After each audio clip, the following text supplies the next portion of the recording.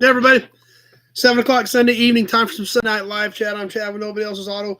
And we've got a great group already on YouTube right out of the gate. Ryan and Amy are here waiting on us. X-Ray Dean's here with us. Jeff's on. Bill Wagaman. Alan from Arizona. Mark's on. Jim's here with us. Pete Winters is here. Kevin L. Glad you guys are all here and ready to go. Ready to rock and roll for the night. Looks like we are connecting on Facebook as well. As always, we are live on two formats, both Facebook and YouTube. As you see me glancing back and forth, I'm keeping up with comments on both formats. So a lot of you guys on YouTube already ready to go tonight. That's great. That's awesome. Glad to see you here. Glad to see you back. So Eloy's on with us. Yes, I feel much better. Norma's on tonight. I started feeling better earlier this week. And then, like I said, Tuesday was still a little bit rough, but felt pretty good other than my neck. My neck was all screwed up from coughing so much, but I got a buddy that's a chiropractor. Went and saw him Friday, and I hope he's got it fixed. I don't know, man, it hurt when he cracked it, so I hope he got something. Deloney's V8 Motorsports is here. David W. Frank from Rochester, New York. Randy's on with us. Johnny Z made it tonight. Joe's here. Tony's on. Dad's on with us. So it looks like Facebook is up and working as well. Clark's here. So, yeah, I do definitely feel better. There's no doubt about it. Alex on Facebook. Scott's here. Lots of great guys hanging back out. Was glad to see you all back. Kenny's on. I try to keep up with everybody as they're signing on. I'm sure I miss some of them. I apologize when I do, but things get to scrolling pretty quick, so that does happen from time to time. But I do try to catch most of you. Gary's here. But anyway, lots of stuff to talk about tonight. Exciting night. We're going to give all four of these hand pinstriped pieces done by our good friend Randy away tonight. Going to do those, draw for those in the raffle here a little bit later in the show. We haven't even got started yet, Gary, but that's a great point. Let's just go ahead and roll with it right now. Let's just get started. Hudson and Auburn, both right out of the gate. So Mike's here with us. Kind of a little milestone tonight. Kind of weird. That's right, Gary. Gary's ready to go. 150 episodes. Yep, tonight's number 150, which is crazy.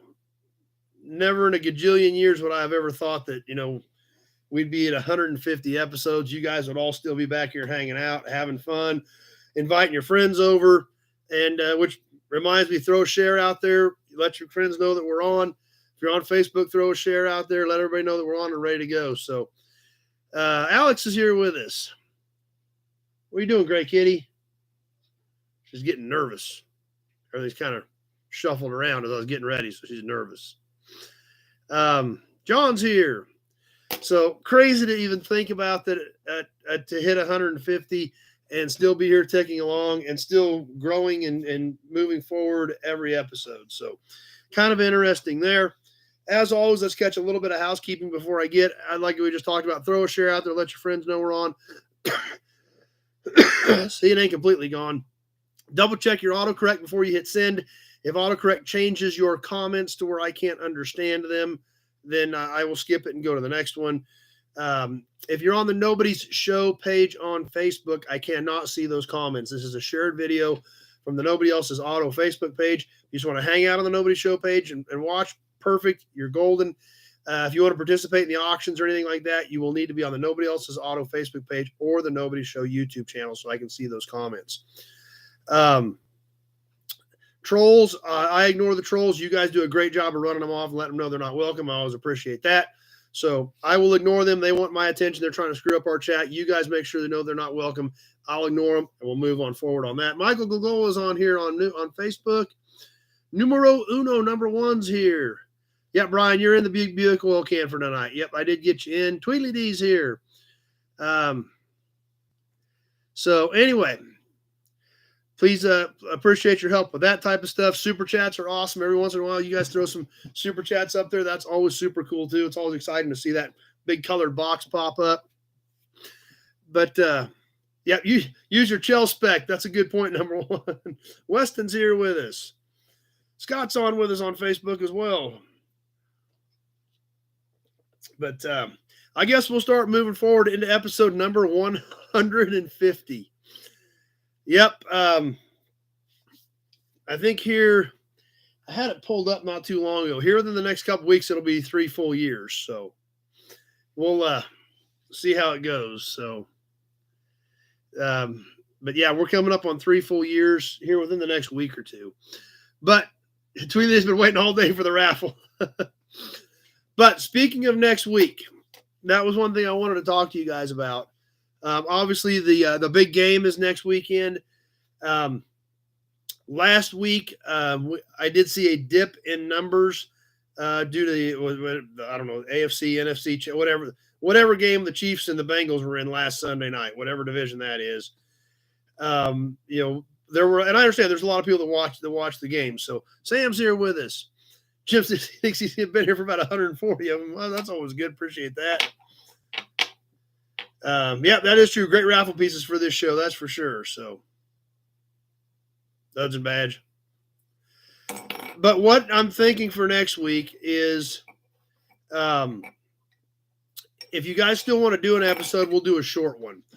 If a lot of people aren't going to be on based on the drop that I saw last week, I would imagine it would probably be a little bit worse next week.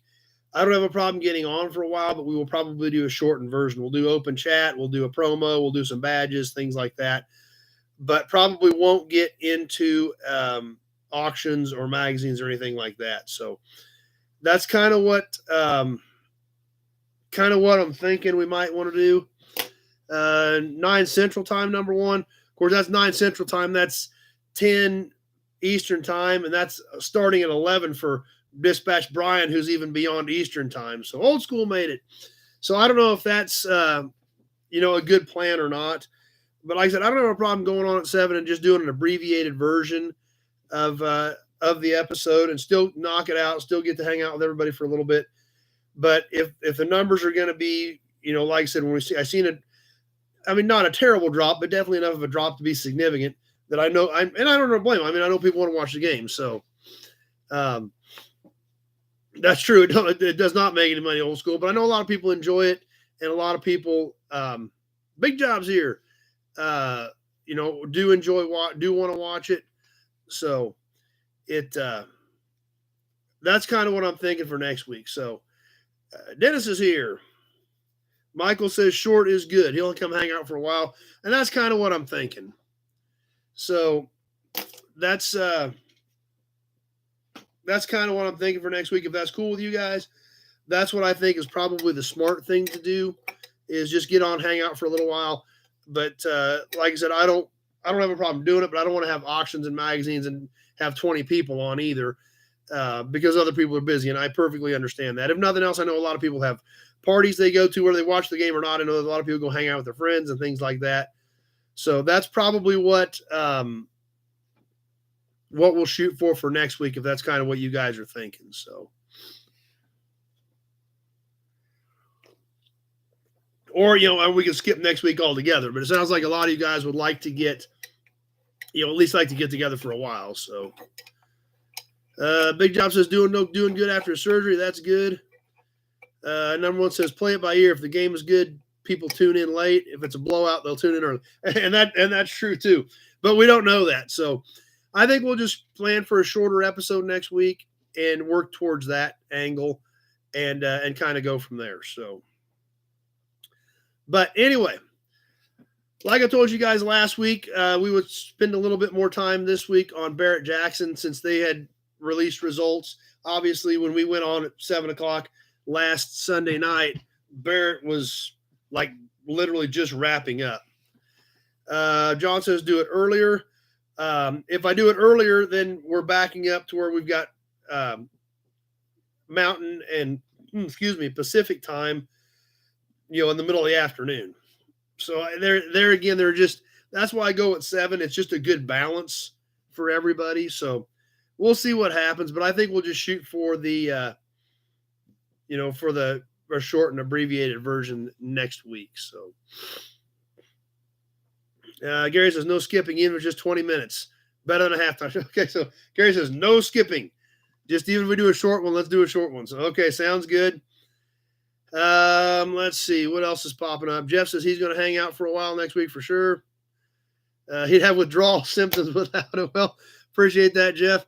I don't know if what we do here is quite that exciting, but glad you feel that way about it. Big Job says he's got his money on the Nobody's gang. So Mike likes the plan. So that's kind of what we'll shoot for. Bill's watching the Busch Clash from LA right now. Doesn't care about football at all.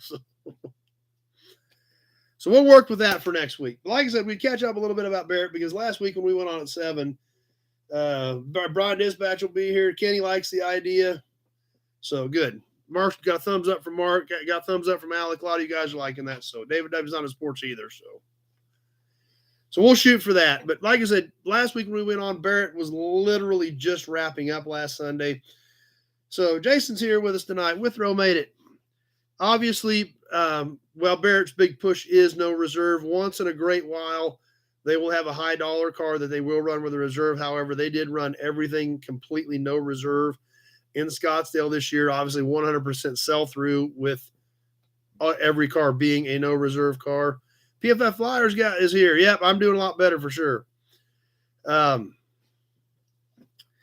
100% sell through rate. However, they had about half the cars of Kissimmee. Kissimmee had over 4,000 cars. Barrett had 1,900 and some cars. Total sales of 184 million. Meekum just announced 240 million, but they had twice as many cars too. So, John's like, we all like the same stuff. Also think cars are 24/7. That's pretty close. Alex is watching the Clash while he's hanging out with us on Facebook as well. The crazy numbers we expect, obviously 100% sell through when it's all no reserve. We expect, millions upon millions in overall sales. However, a few other numbers did somewhat surprise me. Average hammer price at Barrett this year, $96,000. It's a pretty good chunk of change. Isn't Barrett rebranding Scottsdale now? They have the Reno one. I'm not sure. Obviously, I think we're going to see a lot of changes with Barrett this year. This was their first biggie with new ownership. And I think there's probably going to be a lot of small little tweaks coming in Barrett. I don't see any major changes coming up real soon, but I do see a few things changing. I've heard rumors of a few things that are going to be changing. And like I said, there's new ownership now. So I'm sure some things are going to get tweaked. But the attendance was crazy too. 300,000 people went through that deal this year in 9 or 10 days. 300,000 people went through that facility. So that's a lot of people. That is a big event.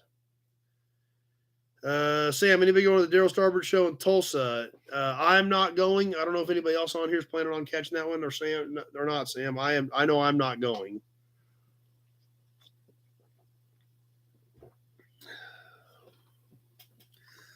Top seller at Barrett this year, 89 Ferrari F40, which doesn't surprise me. At 2.7 million.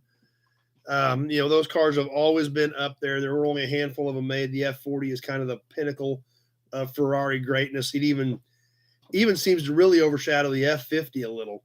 So 2.7 million on the 89 F40. It was a kind of a battleship gray one, destroyer gray as Mopar calls it. So that car obviously was stupid strong. And I don't know how many actual bidders they had. X-ray. I don't know what the count was on their actual bidders that they had, but they just listed 300,000 people went through there. So, let's see. That's right. Number one, 8 out of 10 are just lookers. They're just out there to check it out and see the cars. Must have been like the $168,000 square body auction. Seen a post on it. Didn't see that. So, yeah, that F40 was gray, but it didn't look terrible. But it still didn't look quite like a red one by any means. Hoods and badge. Man, this neck is eating at me a little bit. But I did talk to Jim last night, actually, for quite a while. Our good friend Jim Wicks. If we've done several videos with Jim, Ford expert, obviously, but got a little bit of insight from him on things. He was there all week, and he said every day. He said they opened the door. They started selling cars on Monday, and he said they were strong Monday, immediately, right out of the gate. Jennifer's here. Oh wow, Jason got burned yesterday. So Jason said he was here. He didn't let us know he got hung up in a brush fire, and he's got 2nd and 3rd degree burns. Well, I'm glad you made it tonight, Jason. I hope you're feeling better. I'm glad you still decided to come hang out with us. So yeah, that sucks. But Mike's here from New Waverly, Texas. He said the only day that things kind of softened up a little bit was Wednesday. He said, I don't know if it was, people came early for some deals on Monday and Tuesday, and they were getting ready to leave on Wednesday, and they weren't there. And the guys who were coming in for the big cars on Friday and Saturday weren't there yet. But he said Wednesday was the only day it kind of leveled off a little bit throughout the whole week. He said Monday was hard. Tuesday was hard. Just Wednesday kind of softened up a little bit. And then obviously Thursday, it just ramped on up to the moon after that. So I don't know what it costs to walk in the door. I've heard it's like $100 to walk in the door, but I'm not sure. That I couldn't tell you exactly what it is, just to walk in for the general admission ticket.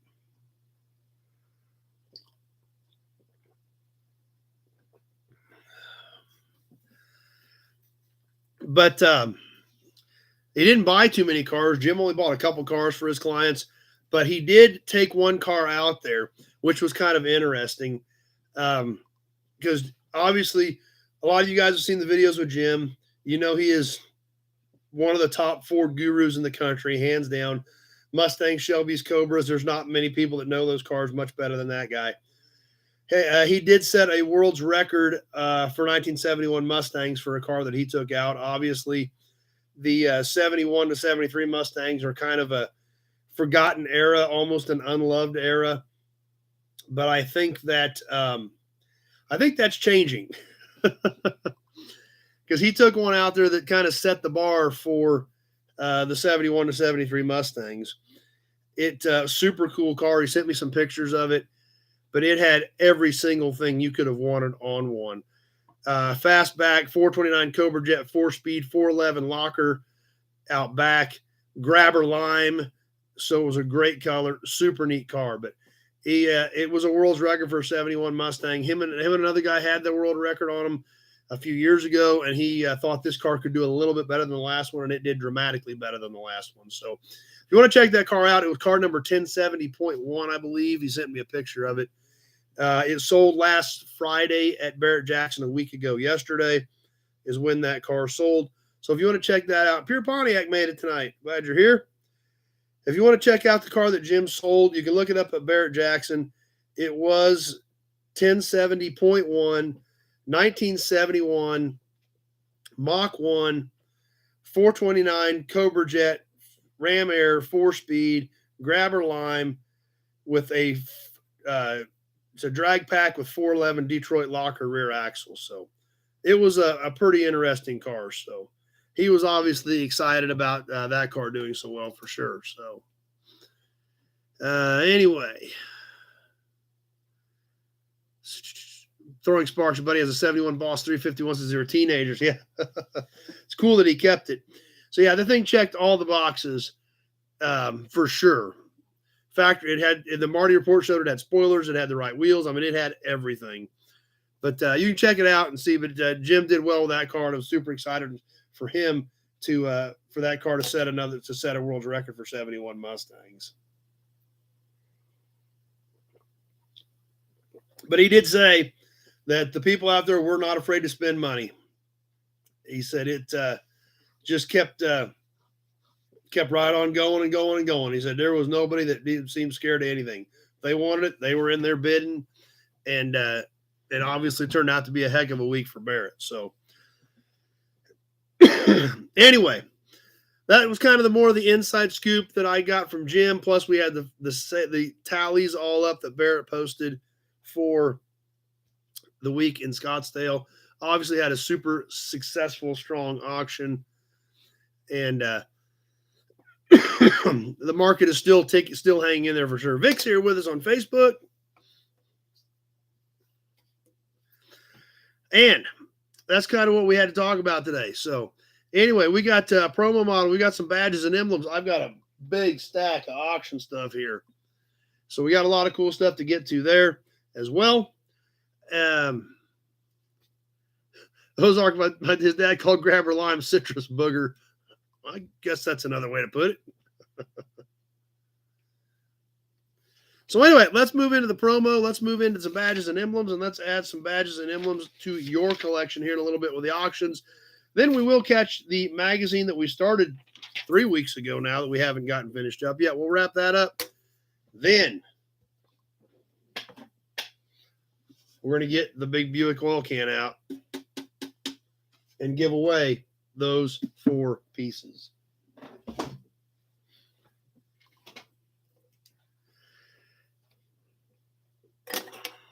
Hudson badge. Anyway, on to the promo tonight. Tonight's promo, there again, doesn't seem that old, but it's getting old.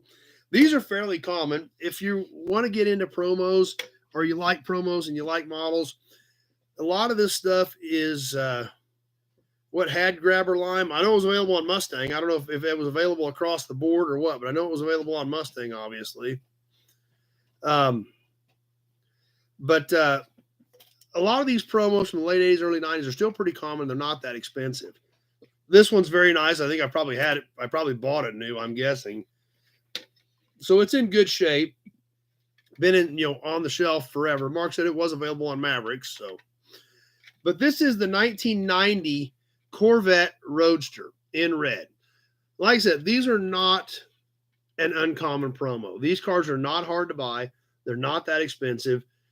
But this era of Corvette is slowly starting to gain a little bit of appreciation. They've obviously been, ignored for the last several years. They're starting to see a little signs of life in them. And so I think, these are going to be worth having. Like I said, this is a 90. We can see that on the plate. Obviously, it's in pretty good shape. But like I said, I probably bought this new more than likely, and it's never been off the shelf. It is red on red. And this was just a stamped bottom as well, with not a lot of detail, no separate pieces, just a cast bottom of the drivetrain. But this C4 era of Corvette starting to get a little bit of life back in them. So they're still a little bit soft. It's one of those things. If you want one, now's a good time to buy them because you can still buy some pretty nice cars in the $10,000 to $15,000 range. C4 Corvettes were pretty common. They made a lot of them. What does the future look like on them? That I couldn't really tell you. I don't know if, with those cars being fairly common, if they're really ever going to take off super strong. But they're still affordable. They were still really good cars, especially when you got into like the 89, the 90, right in that era. They got a little more power. They went to tune port in 85 in a Corvette. 84 was Crossfire. 85, they went to tune port, and they did step them up a little bit by 89, 90, things like that. So these are still an affordable collectible. The promos are still an affordable collectible. No, Johnny, they don't make them anymore. Bill brought that up or clarified that for us here a few weeks ago when they quit making them. I think about 10 years ago. But Bill's on with us. I'm sure Bill can let us know again on when they quit doing promos. So, but there it is, the red on red 1990 Corvette convertible promo. So I've got a few other ones in this era because, like I said, I was buying a lot of these when they were new at that point when I was a kid. And so I still think they're a cool piece. I've obviously had them a long time. Throwing sparks to Crossfire soured the early C4s. Yeah, it didn't help them any. That's what mine's an 84. And I don't know, that Crossfire was never that great. So, and that's right, Pete. These are a good looking promo. And like I said, you can buy these for $20, $25. They're not hard to find. And they're, and they are factory pieces. So anyway, that's what we had tonight for the promo.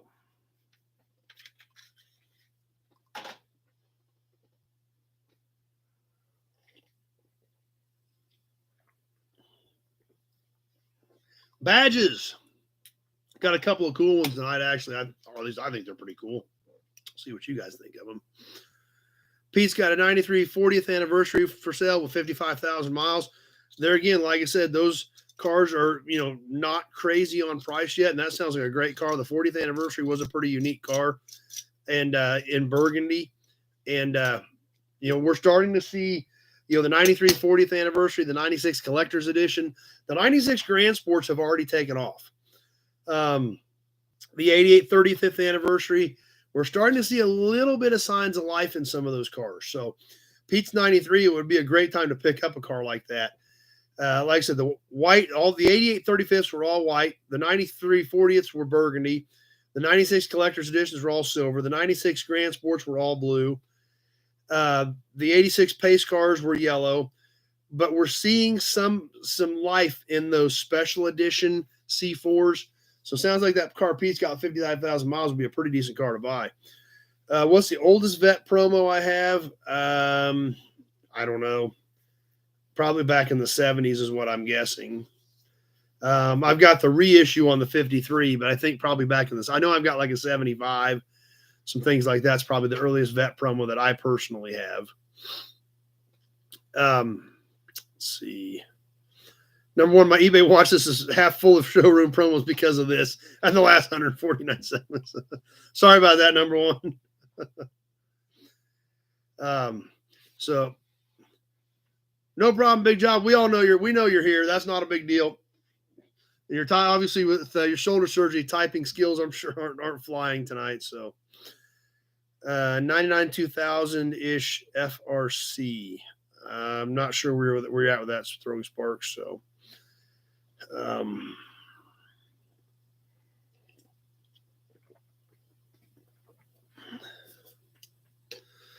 47 International KB2 needs a bed, rear fenders.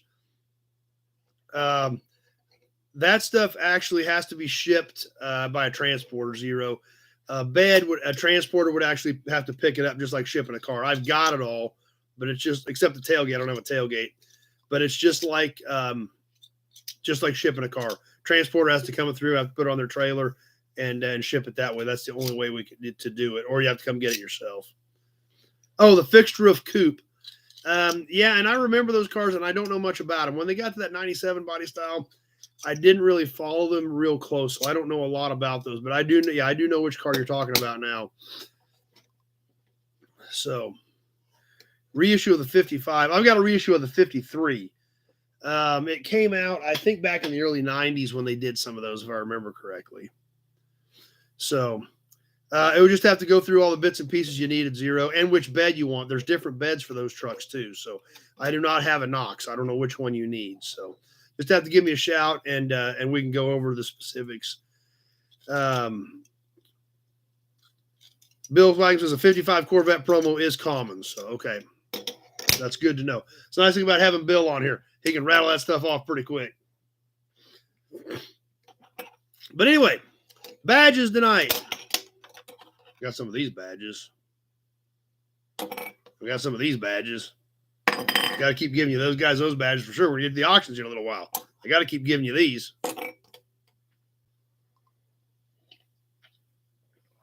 Fixed roof coupe was rare, and then they made it the Z06 because it was the lightest. Okay.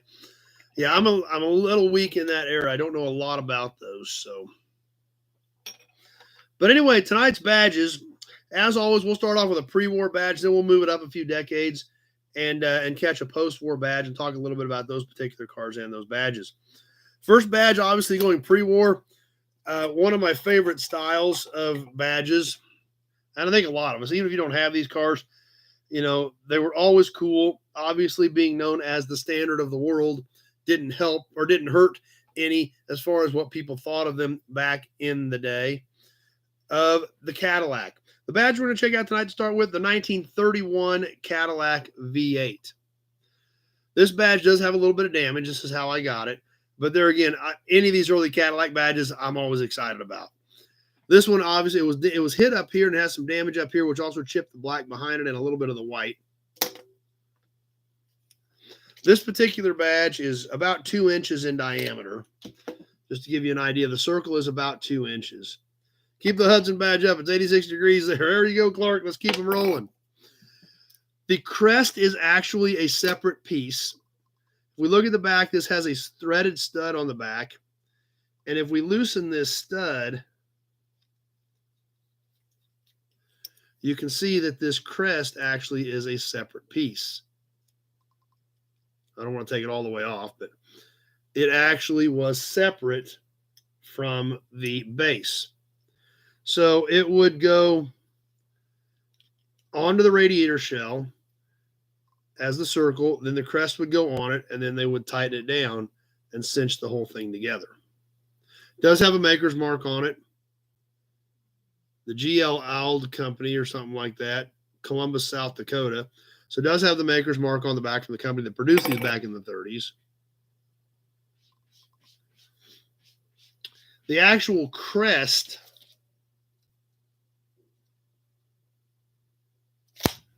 is 1.25 inches. So it's a 2-inch diameter. It's 1.25 inches on the crest. A lot of amazing detail went into this crest. Obviously, we've got some damage up here, but we look down here where it's not damaged. All the red, white, and blue, the little ducks, all the detail that went in this 1.25 inch tall badge is kind of crazy.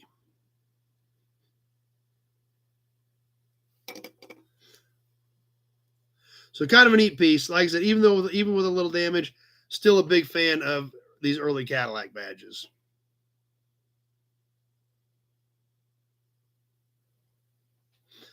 So let's move up a few decades. Clark says it's hot there. We got to give him some more of these. We'll load you up.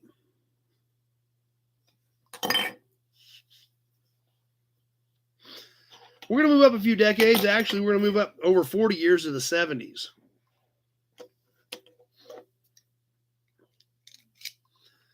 Number one, the idea behind the fixed roof coupe was to return the Corvette to the guy with a steady paycheck, the average American sports car. That I did not realize that's kind of what it was kind of supposed to be not necessarily a budget car, but kind of in that line where it was a more affordable Corvette. That looked like the colors on the Cadillac badge too. If you like those colors, you're going to definitely like these colors. As we move up to the 70s, to a badge for a car that I've always loved. I thought these were kings of the road to me. Of course, I was about a pretty little kid when they first came out. I was only a couple years old when they came out. But I thought they were great cars. I think they're great cars to this day. You're kind of like driving around your living room sofa. They were big. They were huge. I thought they had a ton of style and were really great looking cars. Pete's thinking Roadmaster, and you're close, but we're in the 70s now. They quit making Roadmaster in 58. So, but right along those lines was the Buick Electra Limited. The next badge we're going to look at is for the 1976, 75, 76 era Buick Electra on the trunk lock ornament. This is Newell stock, obviously has great color. This was the one that actually would flip so that you could put your key in the trunk and open it. Then it was spring loaded to where it would spring back. That's right, Chris. It was 1.25 deuces. That's what they called them. Like I said, this thing has great color. This is a plastic insert in a metal base, pot metal base. This is all chrome plated pot metal. A lot of detail even in the metal on this thing. Chrome obviously looks good, but it is brand new. Backside, nice and clean, just like a new piece. This is where the spring was at to spring it back. But had the Knight's head up here on top with quite a bit of scroll work on each side of it. So this is a sharp piece. Like I said, I think these mid-70s Electras were great cars. Kevin likes it too. So Buick always had cool badges. So I thought it was great. I found this at swap meet and snagged it up and kind of just been holding on to it. You never know. One of these days I may end up with a 76 Electra, but of course, those are cars that I remember as a very, very little kid. Obviously, Dad worked at the Buick dealership at that time. There were usually, those cars were usually around somewhere, whether they were at work when I was there, when Dad was there, or whether Dad had one that he was working on or something. But I always thought they were great looking cars. Alec agrees. He likes the colors on this one too. I told you were going to like them. So neat piece. I really like those cars. I think they have been underappreciated. A lot of those 70s cars are starting to come on, and I don't think it's going to end because it's hard to find good ones. That's true. The mechanical sound of the keyhole is pretty cool because everything now is quiet and soft, and that's true. I hadn't even thought of that, but it's 100% right. Number one, just hearing it almost takes you back.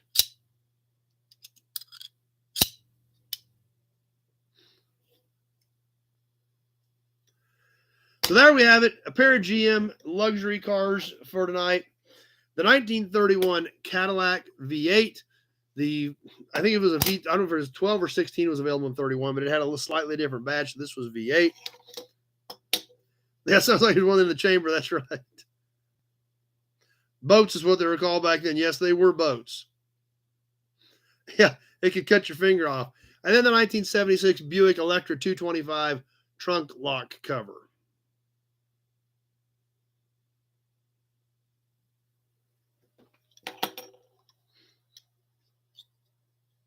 Once more for good measure.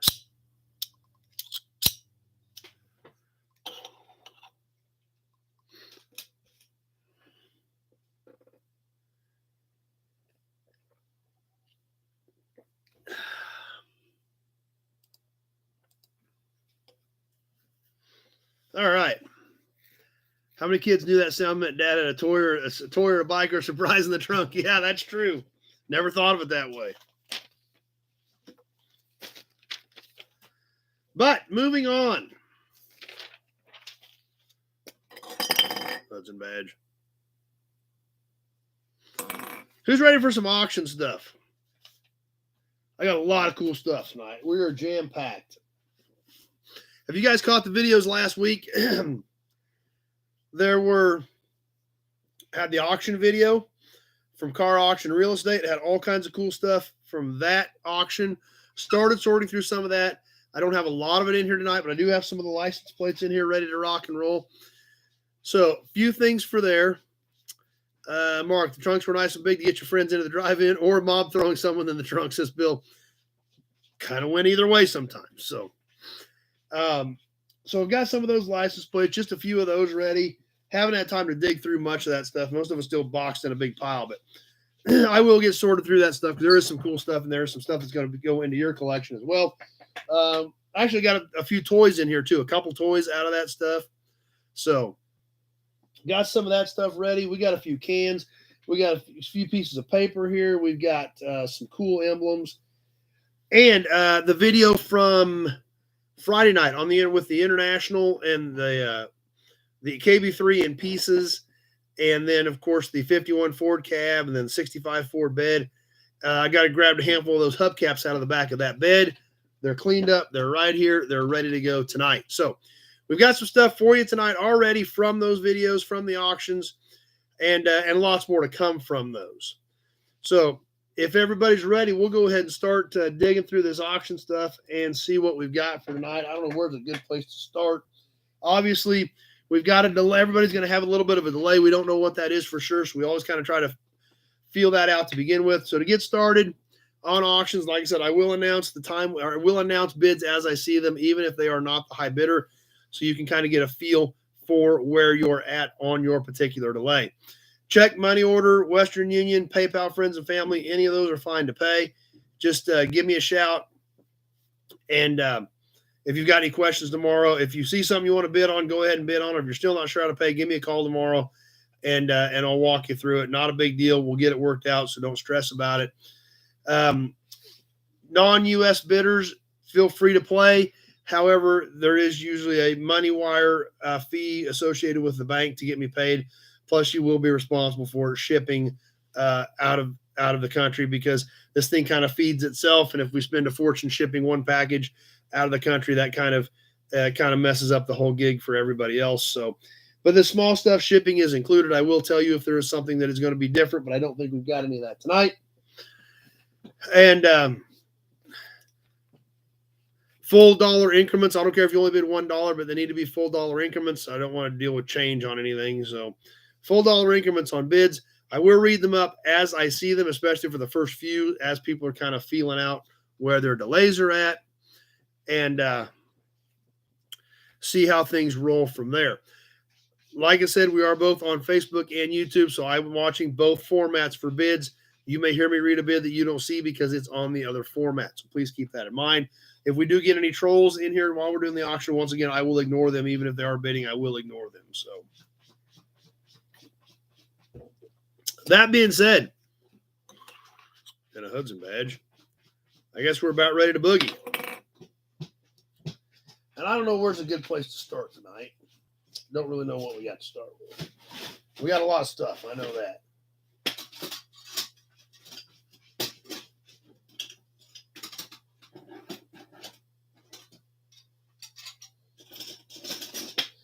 How about we start with a toy? Anybody want a little toy truck? I don't have any, didn't get any matchbooks or anything really small out, so maybe we can start with a can. We'll start with a can too. And we'll just start with a can and a truck. We'll get them both out for the first couple things.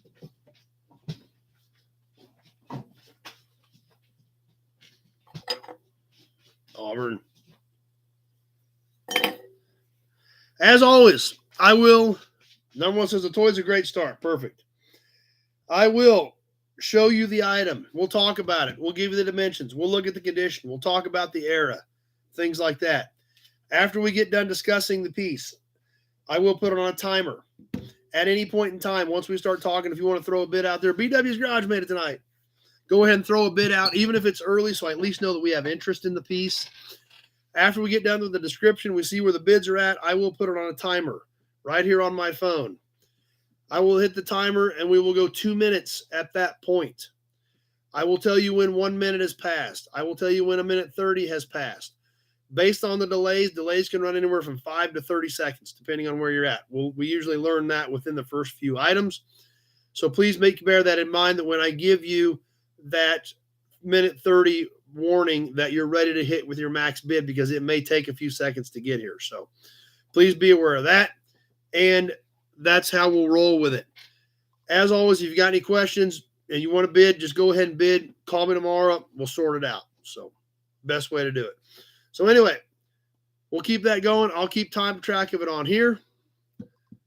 Sean says his wife just walked by, and the Hudson badge. Big job trying to rehab his bidding hand.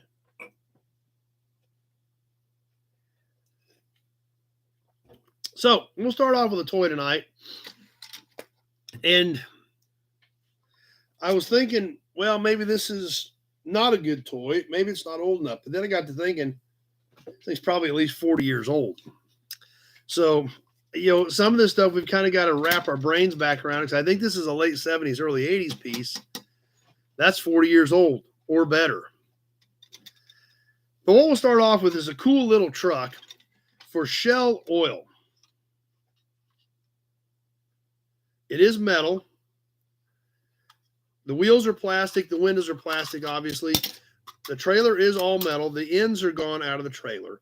But this is actually a metal piece. Shell stickers on it. Does still have the landing gear on it.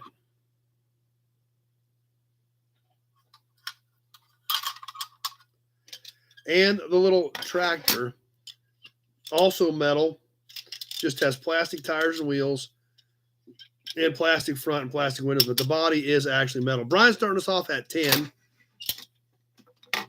The trailer is 7 inches.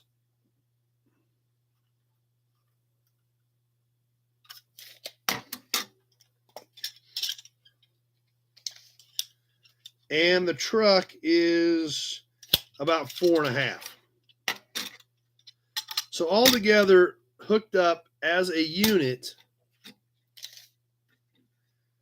we are about 10.25 altogether. We're about 10.25 long as it sits on the little Shell truck. Now, like I said, I really kind of had to think about this. It's like, well, that's not that old. Well, yeah, I think it is kind of old, actually. So I'm thinking this is probably early 80s, so it's probably 40 years old, maybe mid-80s. That's still 35 years old. Still in good condition. It's been played with. It's got a few scuffs and scratches. The silver on the tank still looks nice. And still in pretty decent shape. So Brian started us off at 10. Let's get this thing rolling on the timer. We do have Brian at 10 on the little Shell tanker.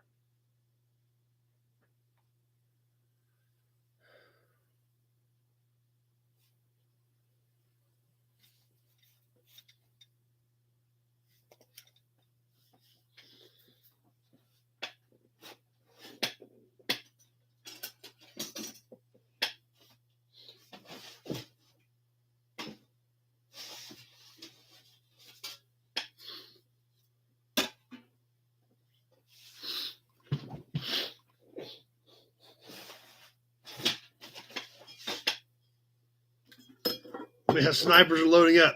Yeah, nobody ever just kind of sitting there since Brian threw his bid out. Is that auction typical of area farms that shows everything in general? That auction was actually a lot of times what they'll do is a lot of estates, that aren't big enough to have an auction on their own. 1 minute has passed. They will gather those up. That was probably 4 or 5 different estates at that auction. And then they sort it out and lot it by estate and then sell it. So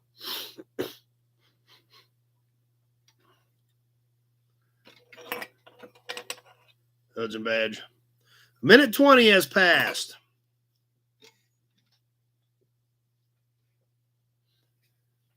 And we're coming up on the minute 30 mark. A minute 30 has now passed. Brian at 10. That's it.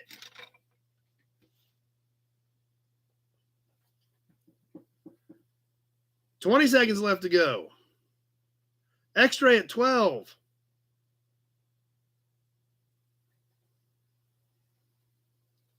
Bill Disc at 16. Alec at 13. I got Bill Disc at 16. Few seconds left. Anybody going to sneak in on this at the end? Big Job at 20. And that does it. Well, Big Job's not in too bad a shape. We had one other bid. Brian came back at 17 at like 158, but Big Job's 20 that came up at 156 did it. It didn't say, it just said made in Hong Kong, so it didn't say Tonka or anything on it. But Big Job at 20, so Big Job's doing all right. Denny's on with us on Facebook, so at least Big Job got that one, and he must have had it all ready to go and just hit the button, and he got it done. So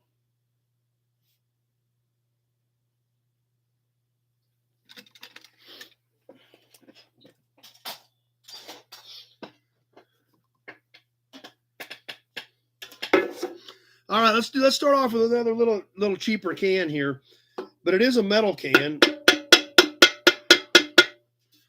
So it's got some age to it. It is metal, no barcode. So it's a little bit rough. It's got a little bit of fading, but it's probably, I'm guessing, a 60s era can. So we'll see what you guys think of it. It is a regular quart. So this can, like I said, not a super great can, but definitely a nice display can. A little bit of fading, but still looks pretty good on this, what I think is a 60s era Conoco Super Motor Oil. Like I said, this is an all-metal can.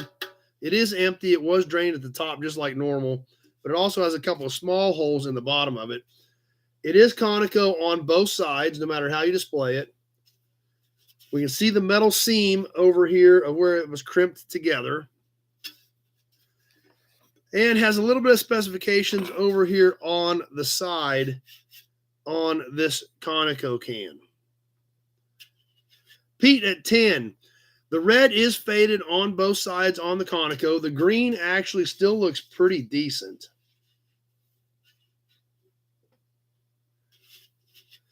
And we've got Pete at 10.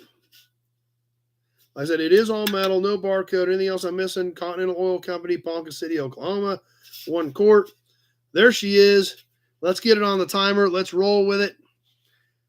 And we've got Pete at 10. As always, I'm going to try to read all the bids for these first few auctions, even if you're not the high bidder, so we kind of figure out where the delays are at.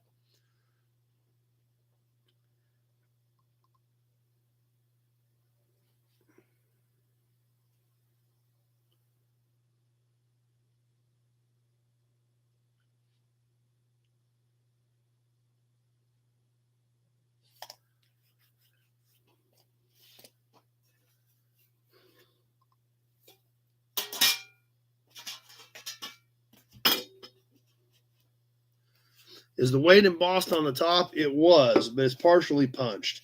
Something -20 weight. I don't know if you guys can even make that out or not. Pete at 10.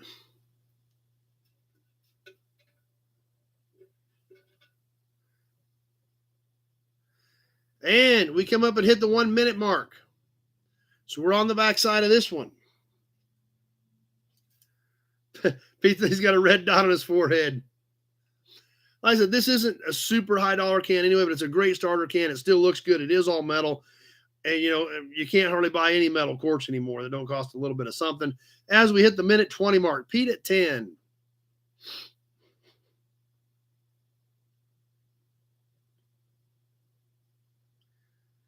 And we've hit 1 minute, 30 seconds. This is it. Pete's going to steal it or he's going to get shot out of the water. We'll see what happens. 20 seconds to go. Mike can see the red dot from where he's sitting.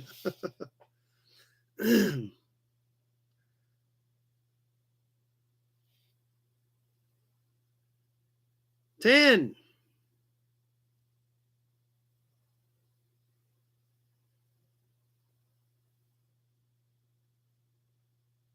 Oh, and you got it. That was it. Pete for 10.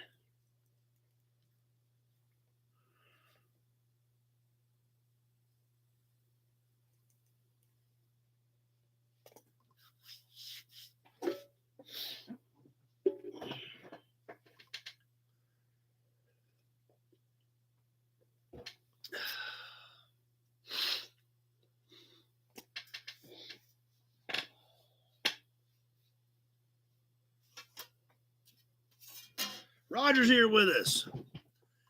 That's right, Bill. Thought Pete was going to end up the trunk of that Buick. That's for sure. But like I said, we've got some super cool plates that I got. Let's get started with one of these plates. And I got some great plates tonight.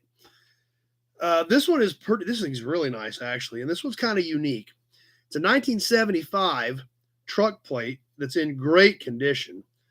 It's been used because it had screw holes put in it, but it was not used for, if it was on a vehicle, it was probably inside because it is beautiful. It does have a farm sticker on it, and it was also has a 1979 sticker on it. So this is pretty unique. On this 19 stamp 75 Kansas truck plate.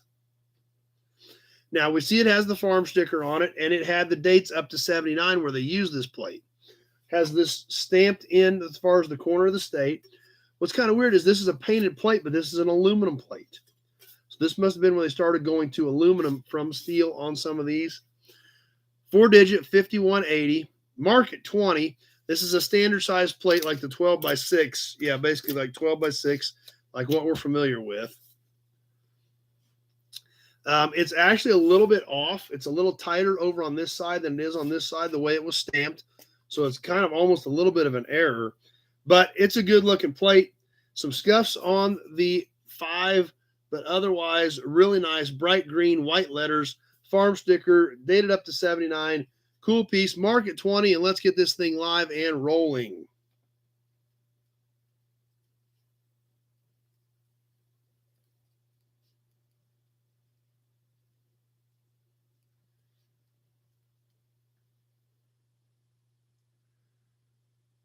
Yeah, that's true. That 64, you got some pretty nice plate, Kenny, that's for sure.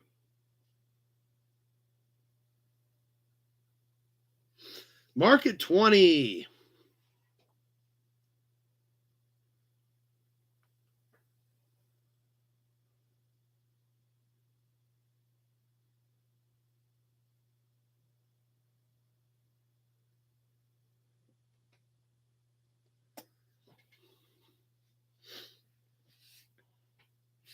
Taking along. Coming up on the 1 minute mark, Norma at 25.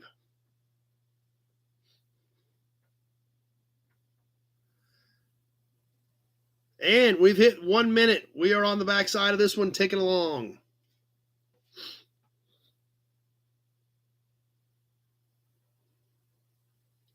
I've got a couple of other exciting plates tonight too, so.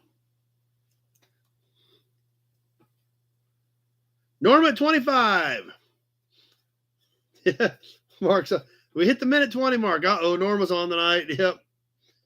I got some cool plates tonight. I really do. And we've hit that minute 30 mark. If you're going to jump in on this one, now's the time to be thinking about it. I've got Norma at 25.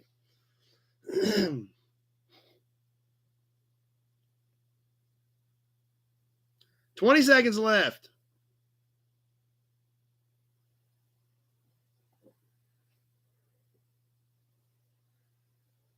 $10. That's right, Mike. It is Phillips County. That is correct.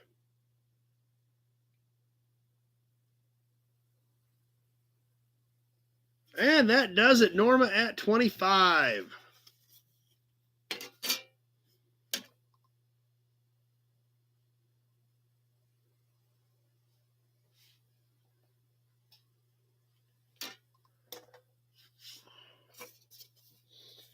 Beautiful piece. Great colors on that one. Where's our Mopar fans at? This next one is actually going to be, there's a Hudson badge, but this next badge, we're going to do a badge, or we're going to do an emblem actually, and we're going to do it's going to be a single because it's such a great piece. I think it's a great piece, at least. I've always, in fact, I've saved some of these. The first time I found a couple of these, I saved them for myself. And for our Mopar fans, this is a great piece. This would have been started in the 39 to 47 era Dodge truck, and they actually used them a little bit when they changed body styles at the Pilot House for a few more years. But this is just a plain simple, but it's a great font, in your face, block letter, Dodge. I've always thought this was a really great emblem. So for our Mopar fans, here you go. No cracks, no breaks, no chips. A little bit of light, tiny pitting in the chrome. Original studs. It's flat, so you can put it about anywhere. It is chrome pop metal. Pete loves it too. Yeah, this is a great emblem. It's just a in-your-face, block script, chrome-plated Dodge. Period. That's it. It is 8 inches long. So 8 inches is what we're looking at on length. 1.25 inches tall. And it's a cool piece. It is ribbed. Yes, it is ribbed a little bit right down here at the bottom. Like I said, it's not perfect, but it's 75 years old. Still looks great. Neat piece. Rusty at 10 is going to start us off on this thing. I don't think that they're going to walk out of here with 10 on this one, but we'll see what happens. But good looking piece. 39 to 47 was the body style that started this. They did use it when they went to Pilot House up into the late 40s, early 50s. I think they used it up 51, 52. I don't know if 53 used it or not, but it started with the 39 to 47 style. That's right, PFF Flyer. What else needs to be said except Dodge? Alec at 12. I've got Alec at 12 on Facebook on this 39 to, we'll call it 39 to 47 era Dodge side hood script, even though they did use them for a few more years after that. Let's get it on the timer. I've got Alec at 12 on Facebook. Zach's back. Glad you're here, Zach. Just in time. This is the 4th auction piece. We're just getting rolling, so you hit it perfect.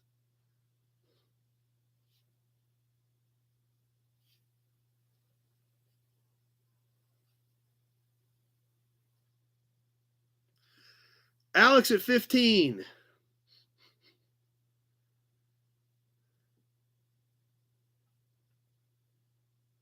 X-Ray at 16.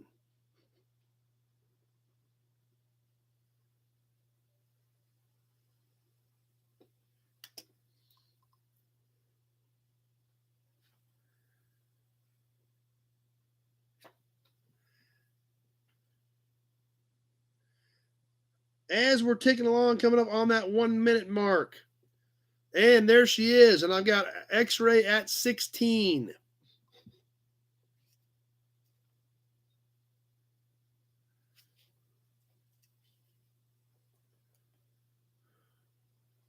Kenny at 17.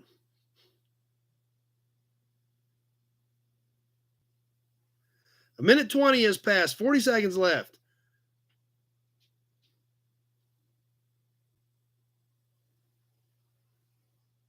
And there's the minute 30 mark. If you're thinking about it, now's the time. We have hit past the minute 30 mark. Kenny at 17.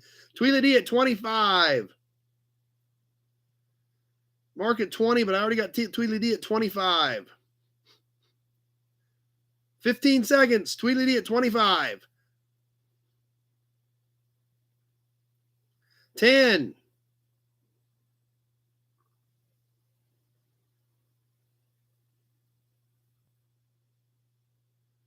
'And that does it. Tweely D at 25.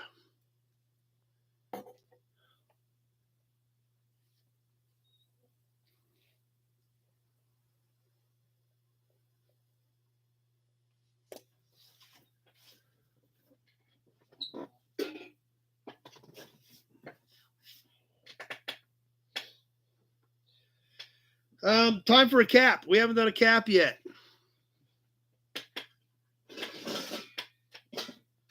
This was a little tough. It's a little bit rough, but because of the look, it's kind of neat. So I thought, what the heck? We'll throw it up and see what you guys think. This is a late 50s, 57, 58 era Chevy pickup cap. It was originally a painted one for a half-ton pickup. It come off that farmstead, so it hadn't been stored very well. It's not rusted out, but it does have some surface rust, some dings, some dents, and it's kind of a cool display piece. The patina is really unique on it, so we'll see what you guys think of this thing and get your opinion on this 1957 Chevy pickup cap off the farmstead. Now, if you look right here, we can still see the bow tie stamped in it. It has the bow tie stamped in each one of these blocks, if you can make it out there. Like I said, surface rust against the old white paint. The back of it has surface rust as well, but it is not rusted out or anything.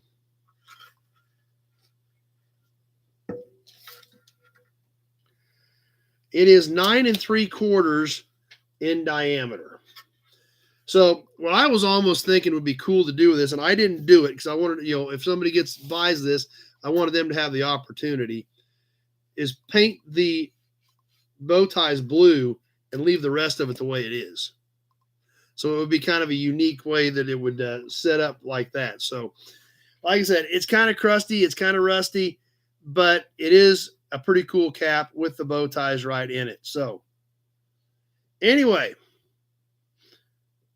Chris's 59 had caps like this. So it must have been 57 to 59. 57, 58, 59 probably all use this cap. So anyway, that's right, a well-worked farm truck. That's probably exactly where it came from. So is it too crusty for everybody, or does anybody like this one? We got plenty more, so not a big deal. I just thought this one was kind of unique. Zach likes rusty and crusty, so it's a neat cap. So Zach's going to start us at 10. Let's go ahead and roll with it. Big Job likes it at 10 as well. We're live on the timer. I've got Zach at 10. Like I said, I thought it would be cool to paint, because you can see the bow ties here. If you painted those blue and they would pop against the crust, I think it would make a cool display piece. So, but like I said, whoever gets it, you can do whatever the heck you want. I didn't want to paint them in case somebody liked this look the way it is. So,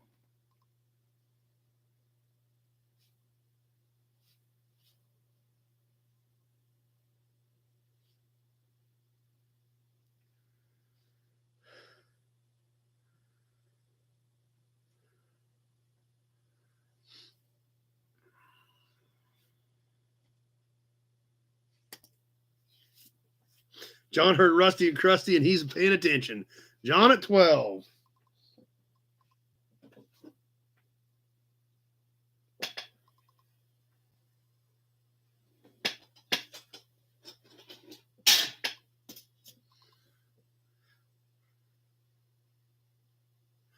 And we just crested that 1 minute mark.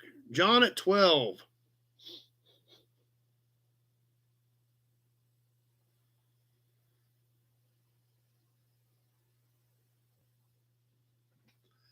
And there's the 120.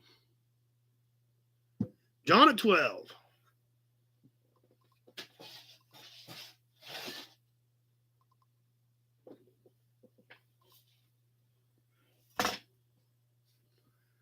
And we passed the minute 30 mark. John at 12.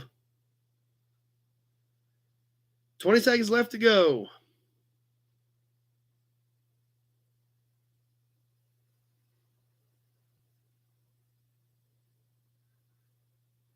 10. Big job at 15. And that does a big job at 15. Zach came in at 2:01 with 21. Big job at 15 is who I had at 2 minutes. And I reached up to hit it. When I hit stop, it was 2:01, and Zach popped up at 21. So big job at 15. Bought it for a gift for a friend of his. So Zach missed that by about a second to a second and a half. That was tight. Super tight.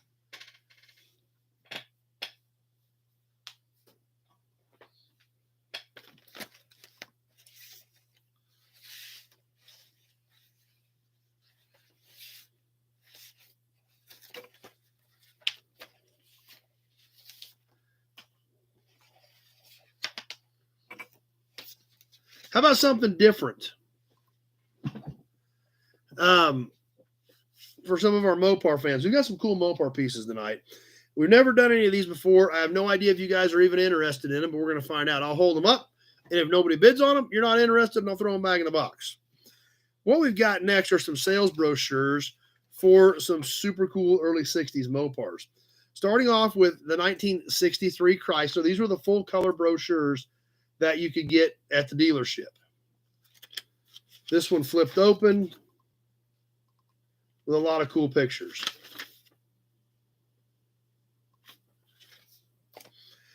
We've also got the 1964 Dodge brochure.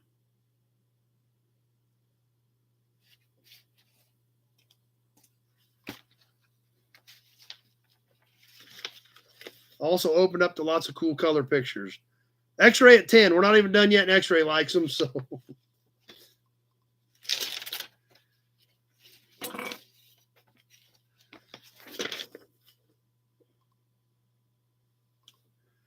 So like I said, we don't have time to go through all of these. Oh, this is cool, though.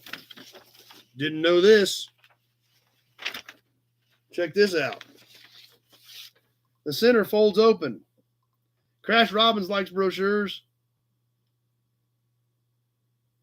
Yeah, how could I doubt interest? I don't know, Jeff. You guys need to be all over them.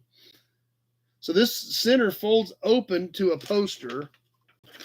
Hope I can get it put back together here somehow or another. The Polara.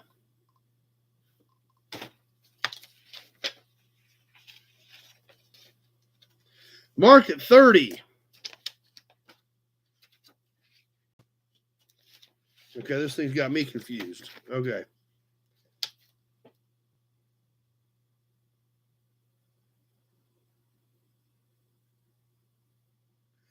And something else cool about this. Okay, Mark, don't mark it. Okay, Mark is 30. You retracted that. So on the back, it had specifications. And if you read the fine print, clear down here, it talks about exterior dimensions, engines, optional engines, transmissions, suspension, tires. If you read down here into the fine print of the engines, the 426 Ram Charger V8, sale limited to qualified performance specialists. Overhead valves, 90-degree V-type block, 8 cylinders, 426 cubic inch displacement, 11-to-1 compression, optional 12.5 to 1 compression, dual exhaust, 415 horse, 425 horse optional, 2 4-barrel carburetors, short branch ram intake manifold, pop top aluminum pistons, high overlap cam, hand choke, premium fuel recommended. But I don't know if you guys can make this out or not.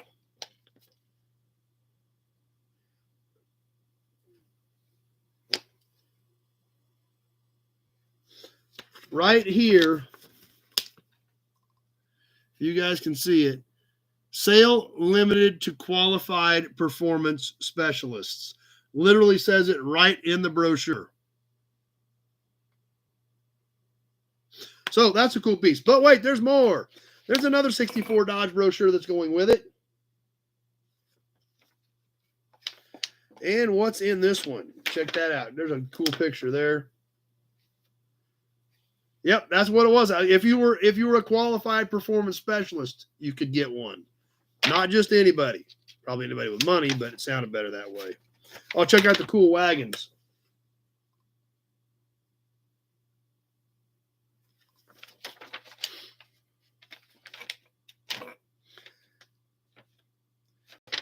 More specs on the 64 Dodge.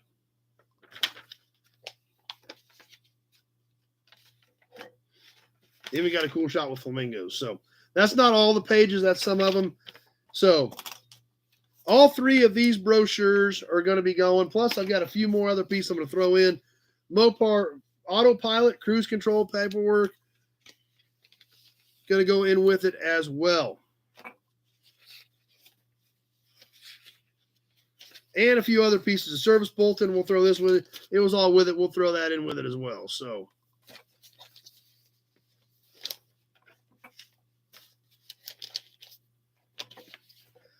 All right, that's what we've got. Mark at 30. Let's get this thing on the timer. Spent a little more time than we should have with those, but let's get this thing rolling.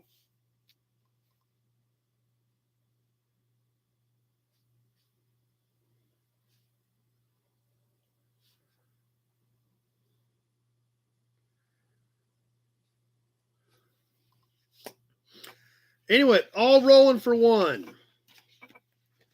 Mark at 30. Can't hold them up that way. I can't see any bids coming in.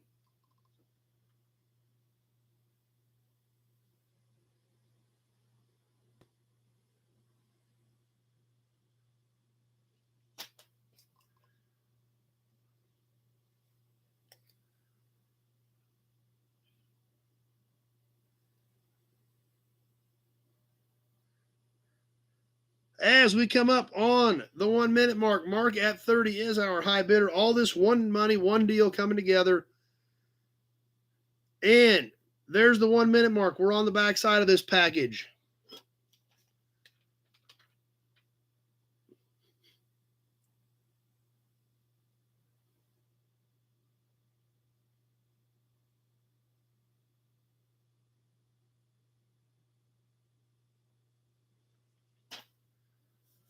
And 120 has now passed. Coming up on that minute 30, just about to the minute 30. Mark at 30 on this package. And a minute 30 has passed. Coming up on the end of it, mark at $30. All this coming in one shot. All factory original paperwork, original brochures, straight from a dealership back in the 60s. 20 seconds left to go. I think Mark's getting nervous. 10 seconds.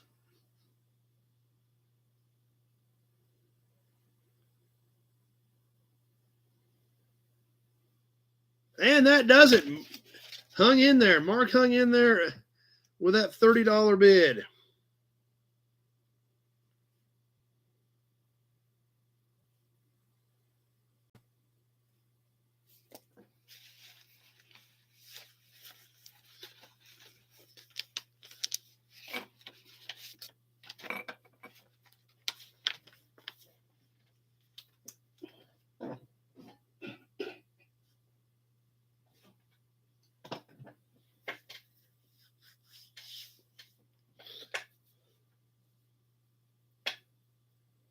Oh, what should we do next? We got all kinds of cool stuff.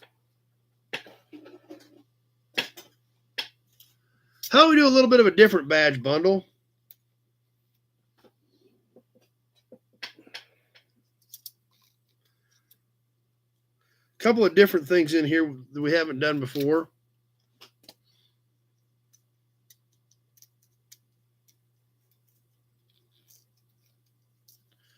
Sebastian's here with us.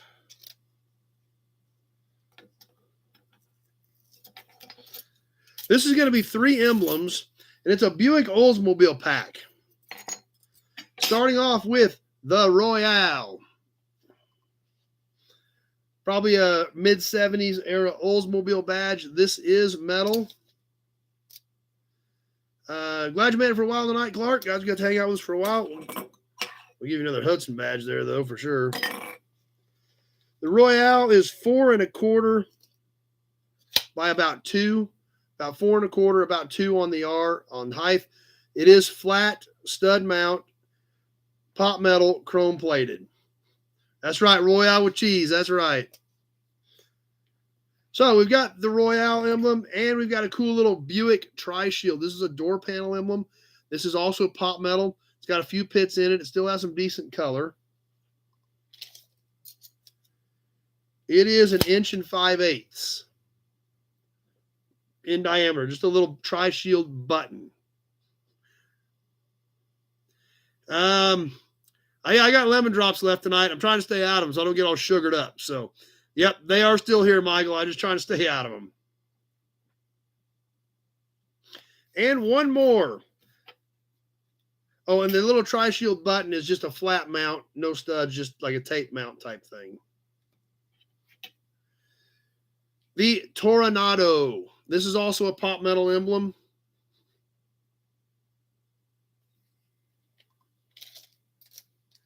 Six inches long, 7/8 tall on the T, 6 inches, chrome plated pot metal. Studs are partially there, but partially corroded on that Oldsmobile emblem. So something a little bit different, kind of a mixture with the Buick and Oldsmobile badge bundle here. But I don't see anybody bidding on it, so may have to throw this back in and mix it with some other stuff later on. We'll see what happens here. Can't even hold on to these crazy things. There we go. Kind of got them. Pete at 10. So Pete does want to go ahead and get rolling on these, so we'll kick it off.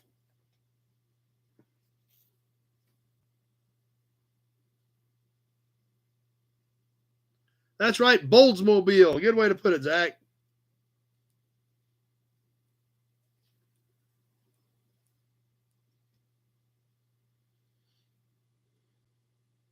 David W. at 12.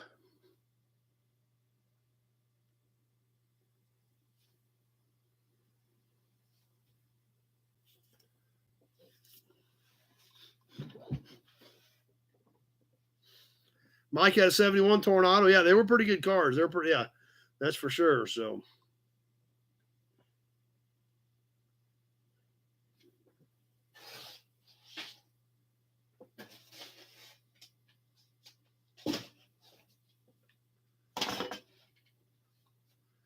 as we tick along, we're coming up on the 1 minute mark.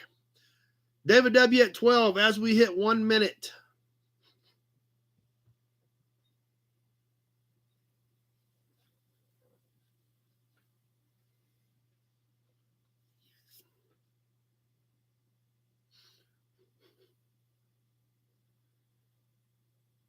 And 120 has passed. We've hit the 120 mark. David W. at 12. 130 has passed. 30 seconds left.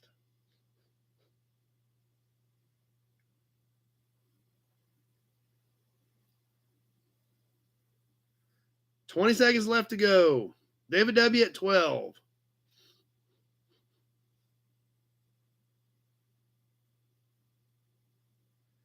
$10. These are all metal. Every one of these is original pot metal emblem. David W. at 12. Johnny Z at 21, and that does it. Man, that was like 159. Holy cow, Johnny Z slid that one in. Nice shot.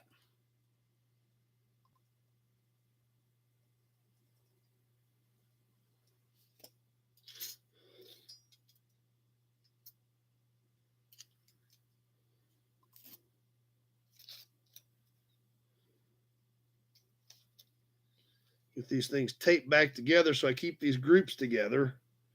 I don't want to miss something and not get somebody the correct batch the way they bought it. So get them all taped back together, put them down off the side. And let's catch another plate.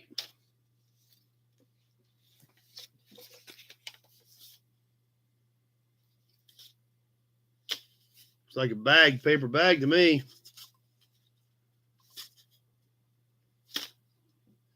Yep, this is one out of the auction.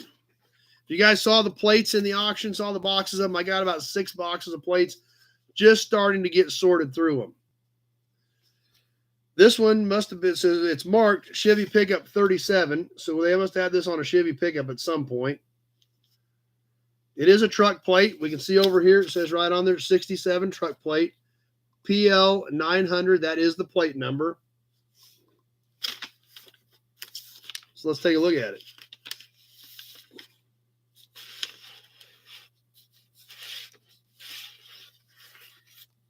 There she is. PL 900 with her original envelope. Like I told you guys last week, I got to sort some of this stuff out because some of these plates, actually, this bag had a 66 plate in it. I've got a bunch of them I got to sort out. I don't have all of them, but some of them do still have their original bags. Now, believe it or not, this has been used. If we look close, we can see some scratches in it where the screws were at. The back of it still looks about as new as you can get. It is 3-digit, even number, 900. Kind of a light baby blue, has the farm sticker on it, has truck stamped in it. But this is a slick piece. It is a nice color blue. It really is. And obviously, this is an excellent example. Not new old stock, yet it is an excellent example and does come with the envelope, the correct numbered envelope that this plate was delivered in new in 1967. Standard size plate, 12 by 6, stamped in the back. It's a nice piece. So let's go ahead and get rolling on it. Yep, they did paint the back of them as well. We are on the timer. Nobody's bid yet, but I'm sure somebody will.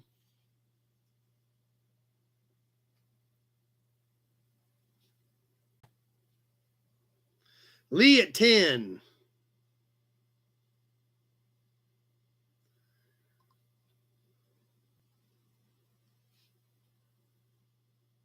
Rusty at 15. Norma at 20. David W. at 20. That's right, Mike. That's true. That's about as good as they get for a used plate. You know, I mean, a few scratches around the holes, but that's about it. Alex at 25.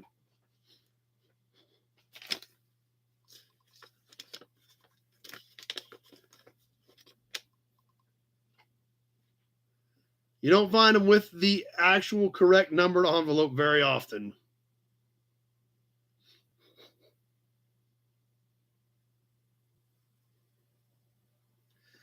And we've hit the 1 minute mark.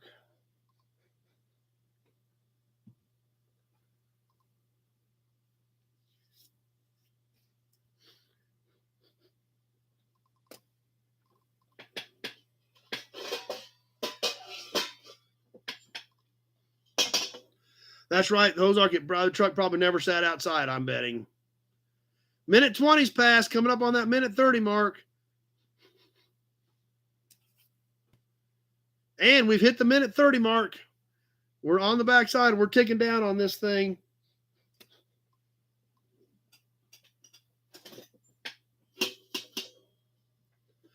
Rusty at 28. 15 seconds. Mark at 30. Norma at 40. 10 seconds. Michael at 35 over here, but I got Norma at 40 first. Lee at 31. Norma at 40. Alec at 30, Norma at 40, and that does it. Holy cow, they were all over the board. That's a good thing Norma went with that 40 because I had 30, 31, 32, 35. But Norma threw that 40 out there, and that covered it. And that is a beautiful plate.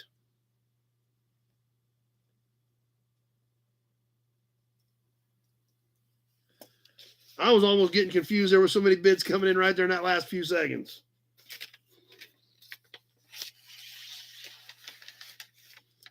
Tuck her back away. Time for another cap, straight out of the back of the pickup bed. A few water spots. I don't like the water spots on there. We'll clean it up a bit.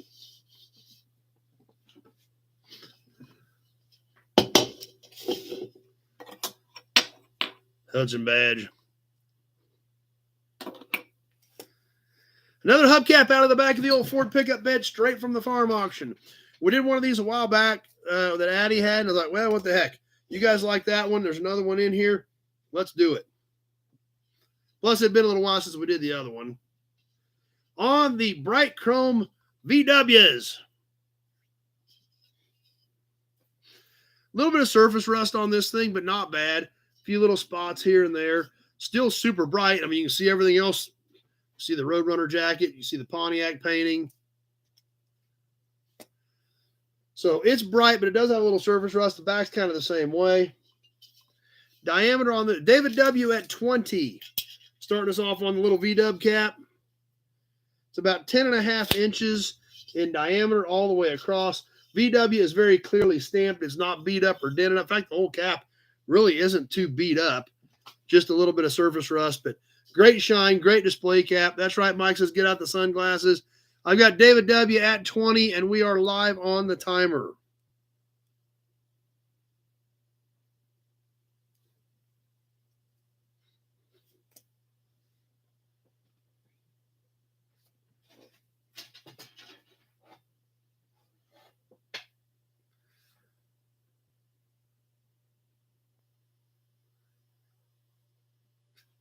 Taking along, working towards the 1 minute mark. David W at 20. I'm just kind of looking to see what we want to do next.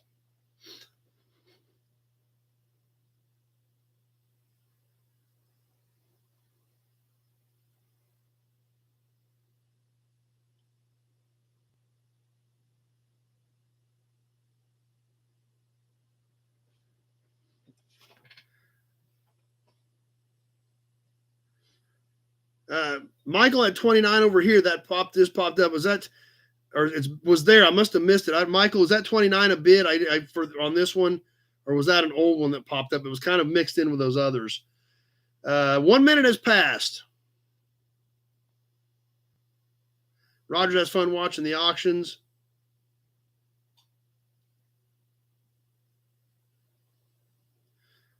New bid. Okay, Michael at 29. Thanks, Michael. Appreciate that. I just didn't catch it when it popped up. So Michael at 29.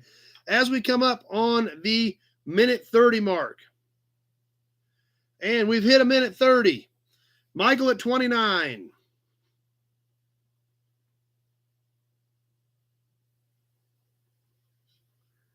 $20 seconds left.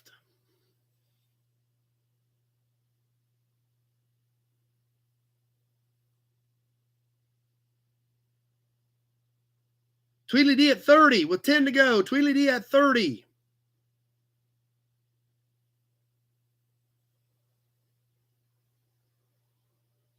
And that does it. Tweedly D at 30.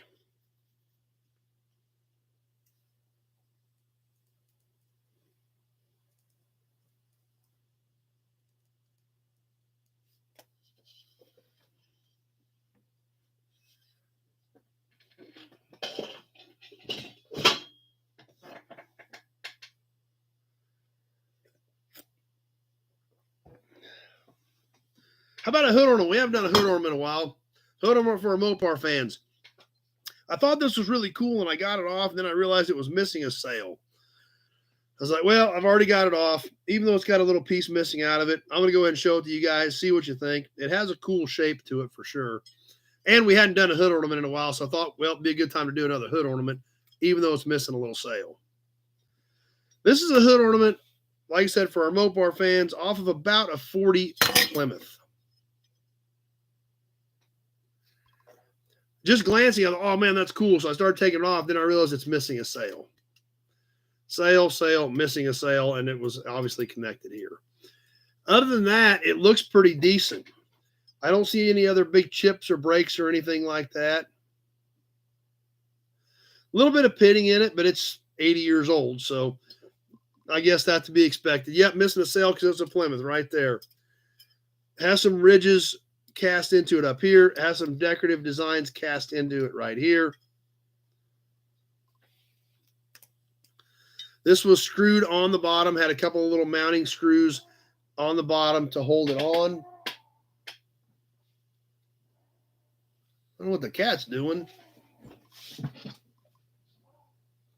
Oh, I don't know if you guys can hear that or not. The cat's dreaming.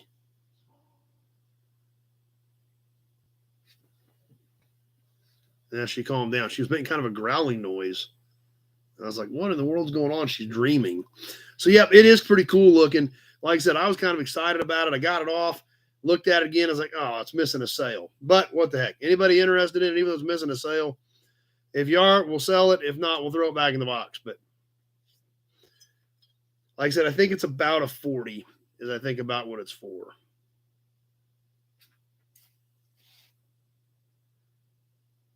Just a little slower. Yep, that's true. It's a little bit slower because it's missing a sale.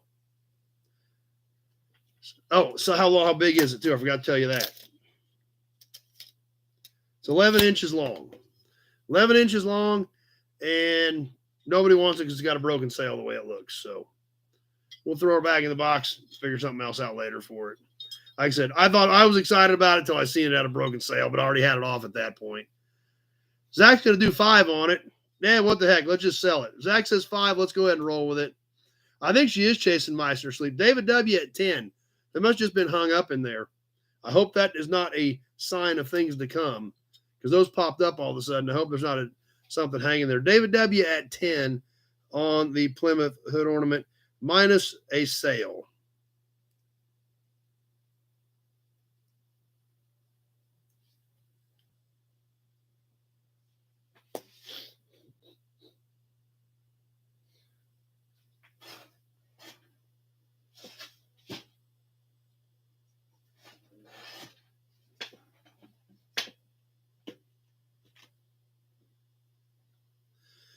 You guys are getting thirsty. Good point.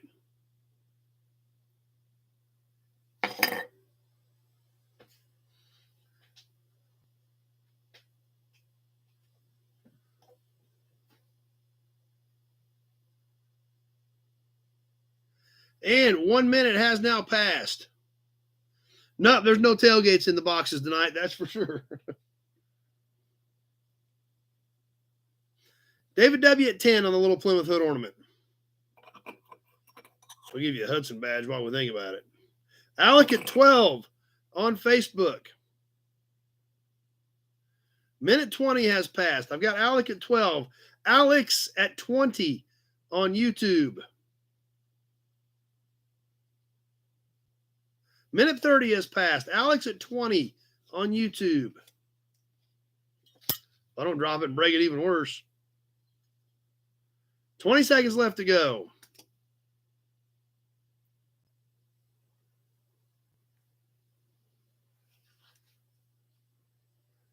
Zach at 21. 10 seconds left.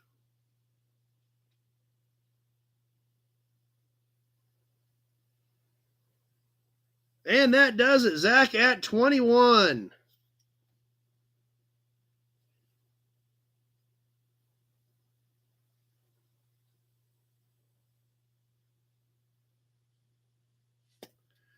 All right. Craig says, Grant sent him over. Glad you made it tonight, Craig. Glad you're hanging out with us for a while.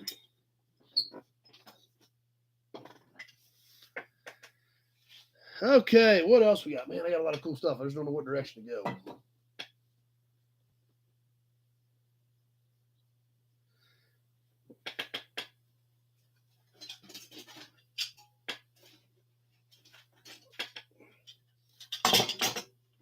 How about a couple little toys? These are cute. I almost kept these, but I was like, yeah, I got too much of this stuff. So anyone who loves sheet metal can't be all that bad to hang out with. That's right, Craig. We're glad you're here. Glad you're hanging out with us. Toys. Let's do a couple little toys. These are little rubber toys from the Auburn company. It's a match set, or I call it a match set because the same era, the same size, and the same color. One's a truck, one's a station wagon. We'll start off with the truck. Any 60s Buick stuff? Not really any tonight. I've got pretty much a little bit of everything from the 60s in Buick, though, headstock. If you want to give me a shout tomorrow and get me a list of what you need. The first little truck, like I said, these are Auburn. It has Auburn stamped right in the side of it. Yellow wheels, kind of a green, just a one-piece cast rubbery type truck. That's right. Over says, share your toys. That's why I'm selling them. That's why I'm selling them.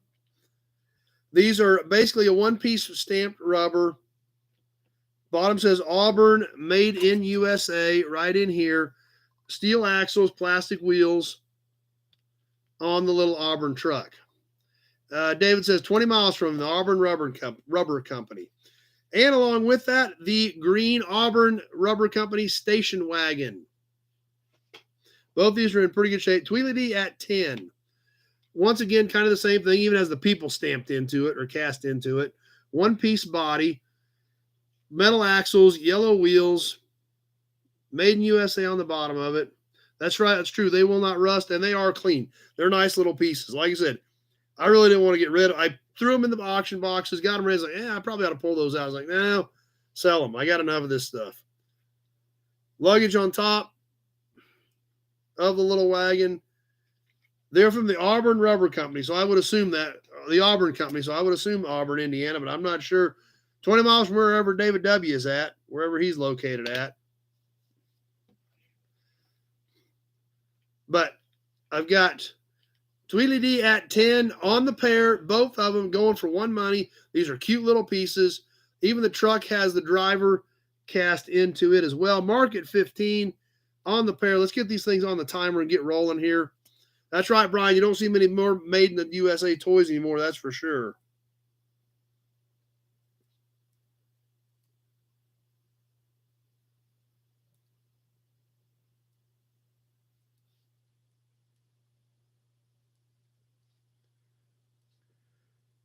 Tweedledee at 20 on the pair. They're cute little buggers, that's for sure. Tweedledee at 20. You get them both.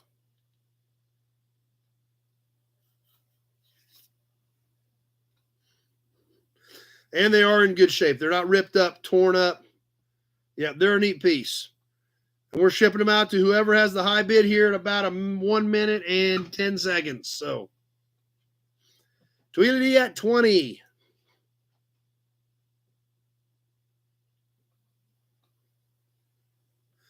And 1 minute has now passed. That's right, Mike says Sniper. There might be. These are kind of some cute little cars. And they're in good shape. They're great little display pieces. They're neat little toys. Alec at 23. Minute 20 is passed. Alec at 23 on Facebook.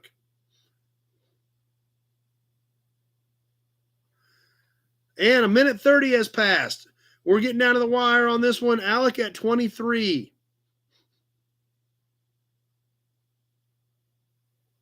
20 seconds left to go. Mark at 25.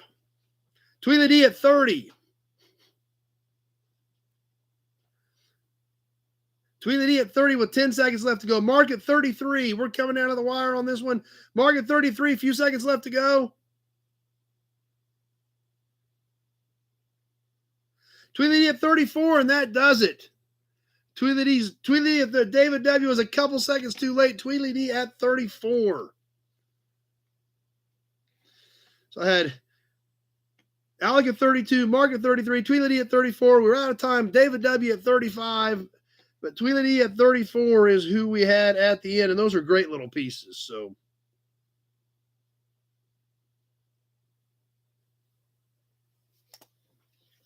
that's right. That was a battle. That's for sure.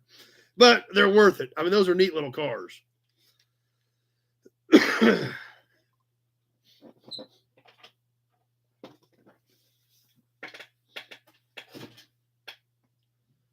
While we're on it, while we're rolling, how about another super cool piece?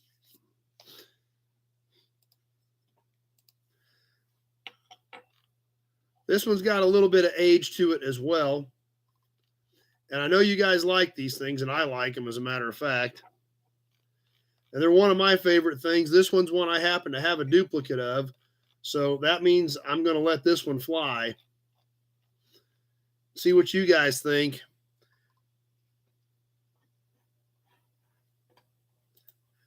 Left-handed typing's about to kill Big Job. On another enamel badge. The 1933 Buick. This obviously does have some chipping up here in the blue, a little bit in the white. The majority of the Buick script looks great. That's Tweedledee's first toy he's got from us. Awesome. This is a very, very deep blue with the white on it. Like I said, it's got some chipping, but it is a sharp piece. And at least the majority of the Buick you can still make out. It is a slight dome shape to it. It has the button on the back where this was pressed on. Eric's starting us off at 20. Alec at 10. I got Eric at 20 already over here. On the Buick, it's got ridges around the edges. Alex at 35 on the little Buick.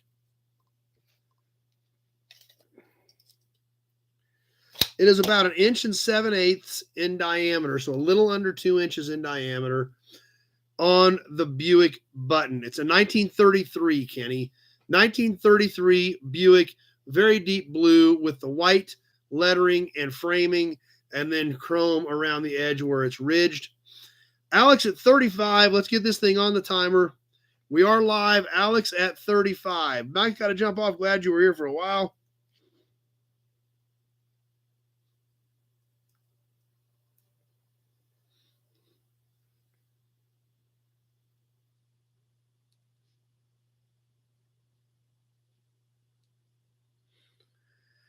And I've got Alex at 35. You just don't see this stuff pop up that often anymore. This is just one I happen to have a spare on, so it's going to go to somebody.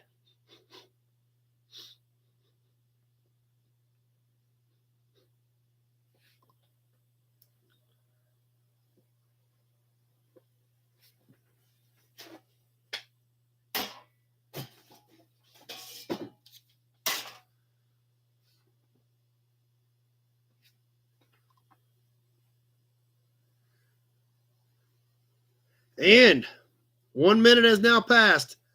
Alex at 35 on YouTube.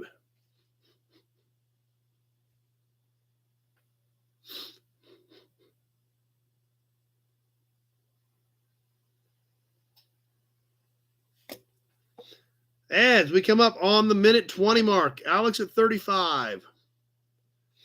Bunch of action right out of the gate and then crickets. So we'll see what happens here in 30 seconds because as of now, we've hit that minute 30 mark. So we're on the back side of this thing.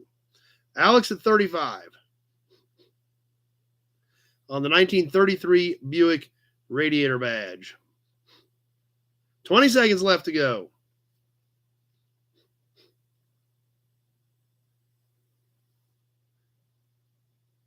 10. Kenny at 41. Eric at 36. I've got Kenny at 41. Alex at 45, and that does it. Alex snuck that back in at 45 just at the nick of time. That one got a little bit hairy too. Fortunately, they were all right in a row. Boom, boom, boom. And then we ran out of time so I could keep up with what was going on. But Alex at 45.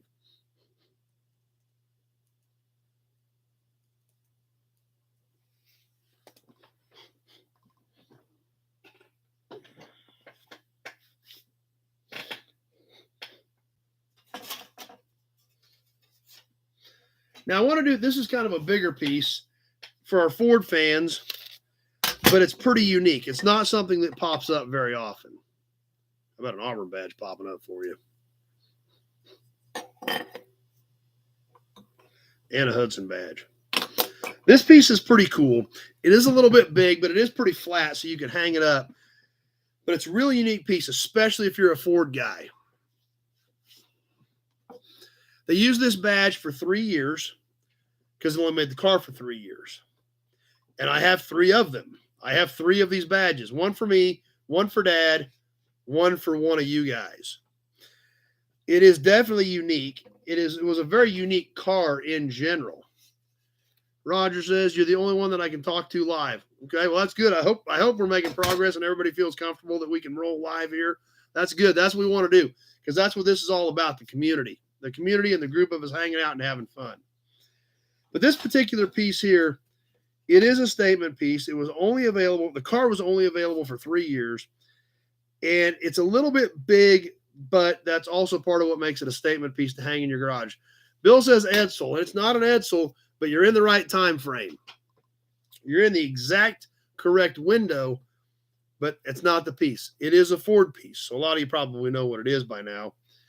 It is a C-pillar panel with badges for the 1957 through 59 Ford Skyliner. This is the panel that went on the C-pillar of a retract. It's got some pitting and scuffs and scratches because it's 60 years old. It's not broken. It's not chipped. The Skyliner badge is supposed to be gold. This one's got a little bit of fading to it. It has the little Ford badge right here. So this is a pretty unique piece. Tweety starting us off at 30. Overall length, if we go from this tip here to this tip here, is 18 inches. Rusty at 40. So it's 18 inches with the long tips. One of the coolest pieces we've ever had.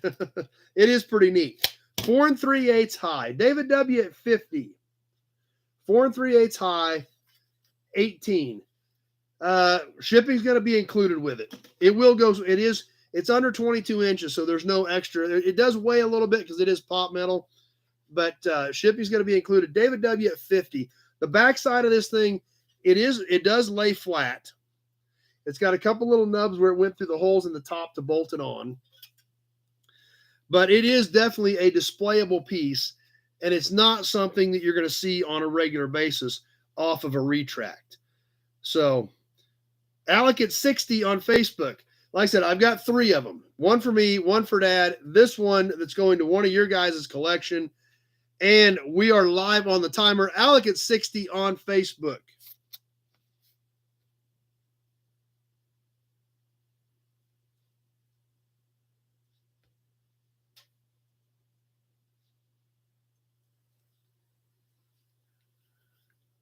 Eric's got to check out the car now. Yep. They're pretty unique. Kenny hopes he looks this good at 60. Ozark said the glass tops were also called Skyliners a few years prior to the retracts. So, Zach, not a Ford guy, but it's still awesome. That's for sure it is. Alec at 60 on Facebook. Craig, don't care as long as it runs kind of guy. Rusty at 65.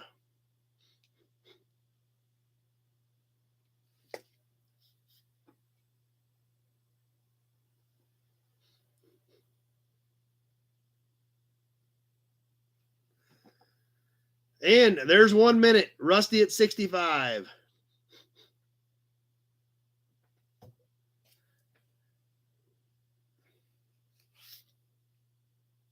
How many different body styles 57, 58, 59 were? Yeah, they were. But the retract stuff was all about the same, amazingly enough. Rusty at 65 as we roll up on that 120 mark.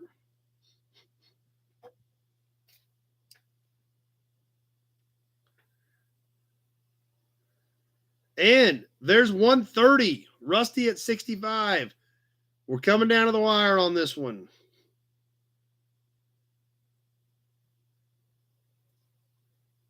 $20 seconds left.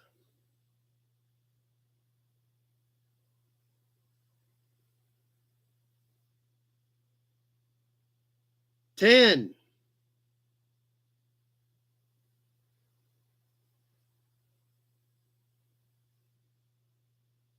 And that does it. Rusty at 65.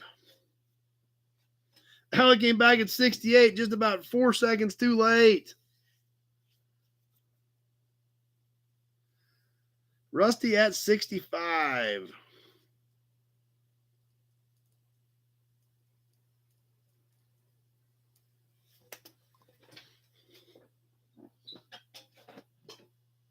Oh.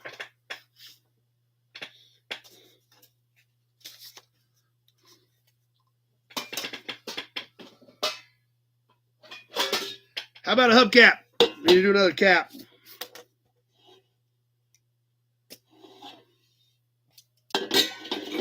Another one out of the pickup bed from the other night's video. Oh, and you guys might want to get your sunglasses out. Yep, these are all small caps, Greg. All the caps we sell are typically just the little small caps, which work great for decorator pieces. And this one you're going to need some shades for because it is bright. I can shave. I can pick my nose. I can do a lot of stuff because this is literally about like looking in a mirror. It's pretty much the same thing. Yep, I can see everything in here. On this little Chevy cap. This is a mid-60s. It's out of the back of that pickup bed from the other night's video. But as long as everybody's ready, here we go. That's right. It's dark. We're wearing sunglasses for this little Chevy cap. I think it's like 66, something like that. It's a good-looking cap. This one is not all beat up. Obviously, it's got an amazing shine. I mean, I can almost read the Texaco poster on the door, literally. I mean, I can see the Texaco star right there in the Texaco poster on the door across the office. David W. at 15, Tweedledee at 20, Mark at 25. That's right, mirror, mirror on the wall. Mark at 25. This is ridged on the edges, domed slightly in the center. This appears to be original paint on the red part. Backside's nice and clean. Tweedledee at 30. Let me give you a dimension on this thing. 10 5/8. 10 5/8 across on the little Chevy cap. Mark at 40. Let's get this thing rolling on the timer, and you can check out the other stuff. Let's see, where's is Gray Kitty on her bed? Yeah, Gray Kitty's on her chair over there, but I don't know if we can see her or not because she's kind of behind the computer screen at the wrong angle. Can't get the angle right on the camera to see Gray Kitty over there sleeping. She's right over here on this red blanket. See the red blanket? That's where Gray Kitty's at sleeping. Yeah. That's right. Put on the wall, backlight with LEDs. That's for sure. Mark at 40.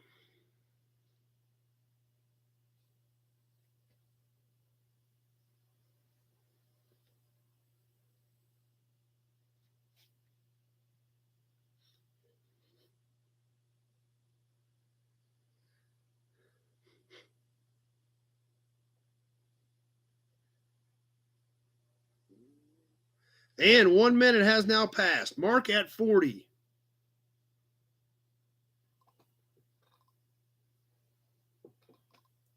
See, we can almost read the comments. There we are. Guys on Facebook can read the Facebook or read the YouTube comments right there. Minute 20 has passed. Mark at 40.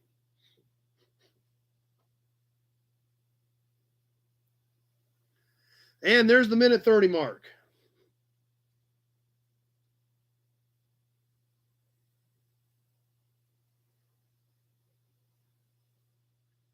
$20 seconds to go.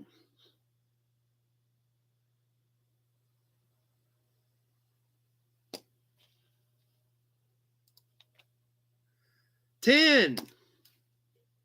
Zach at 56.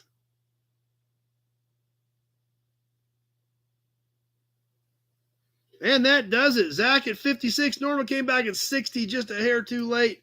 Zach Whiskey Business at 56.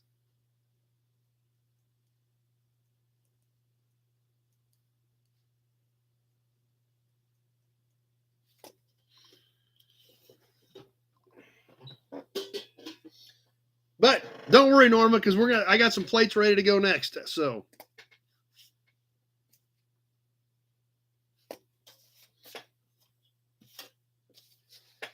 I've actually got a pair of plates. We're going to sell a pair of plates next. We did a group of these before. These are ones that I've had. These are not from the auction. But these have been in the box for several weeks, and I've been wanting to, and I want to sell them before we get too deep into the auction stuff or the stuff out of the auction boxes. I had a handful of these, but I'm about out of them, and I may have one more pair of these later, but this is about it. And these are super cool. Once again, I see an envelope. These are new. Not only are they new, there's two of them. One in an envelope, one that is not in an envelope. But look at this thing.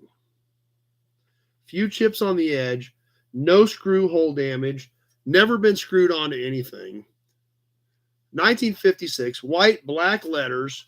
Back is beautiful. And there's another one in here. 10206. And then let's open this envelope.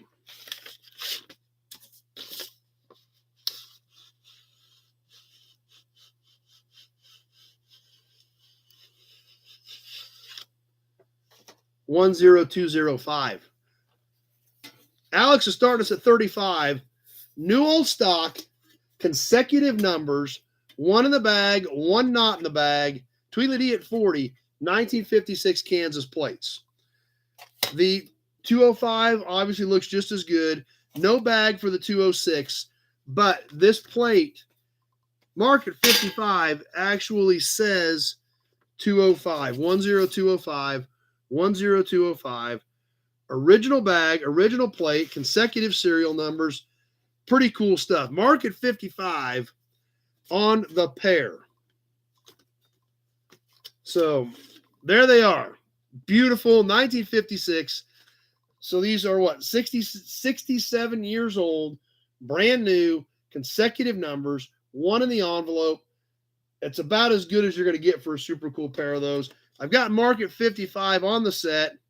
These are standard size, like 12x6 plates, in about as good as condition as you can get. Like I said, there are a few flaws in them, a few chips over here. Same thing on this one, a few chips on the edge. But other than that, I mean, these things are so cherry, you can see where the paint is thin on the back based on the different ridges. I don't know if you guys can kind of see it's like lighter there. John, I think I'm in love with a set of plates. These are pretty cool pieces.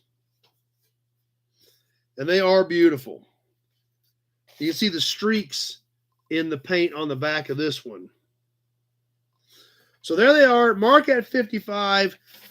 New old stock, consecutive numbered, 10205, 10206, 67 years old, never been on a vehicle, still together, one in the envelope, and we are live on the timer. I've got Mark at 55.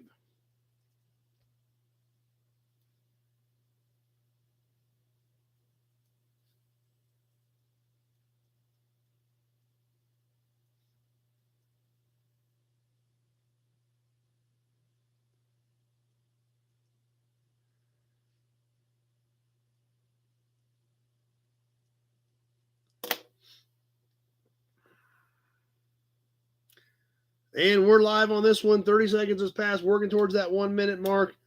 Great looking pieces. Joe's Classics made it. Glad you made it for a while. I mean, glad you're late, but glad you made it. Give everybody an Auburn badge while we're at it. Mark at 55 on the pair. You're getting both of them.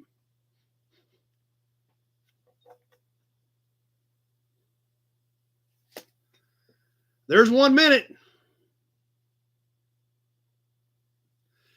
Streaks on the front, not in the back. Yeah, the back, I just don't think they were that worried about. Michael at 60 on Facebook.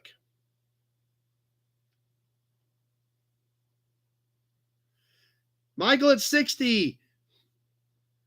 As we hit the 120 mark, Michael at 60.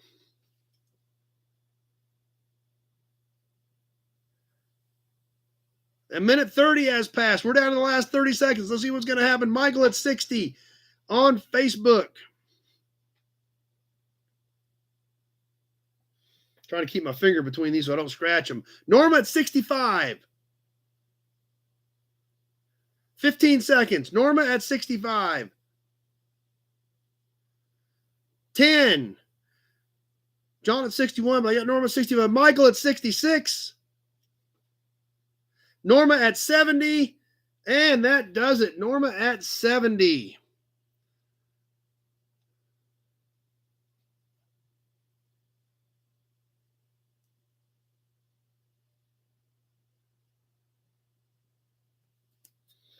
All right, that was fun. But those things are just so cool.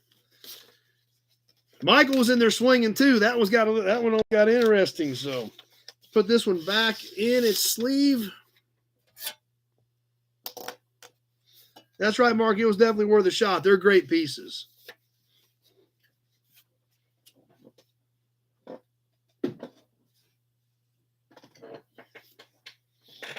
Okay, time to regroup a little bit after that one.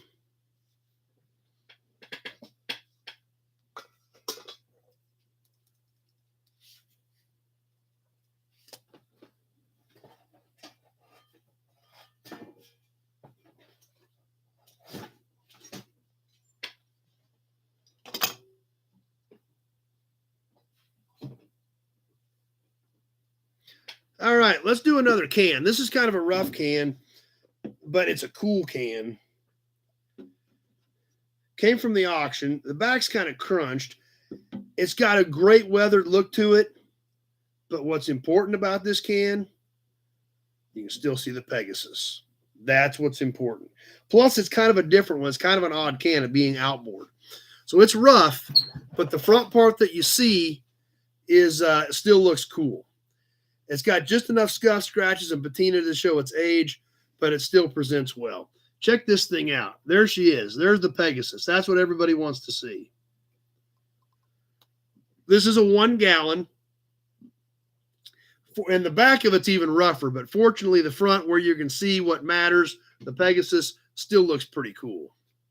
So PFFR's got to bail off. Glad you made it for a while tonight.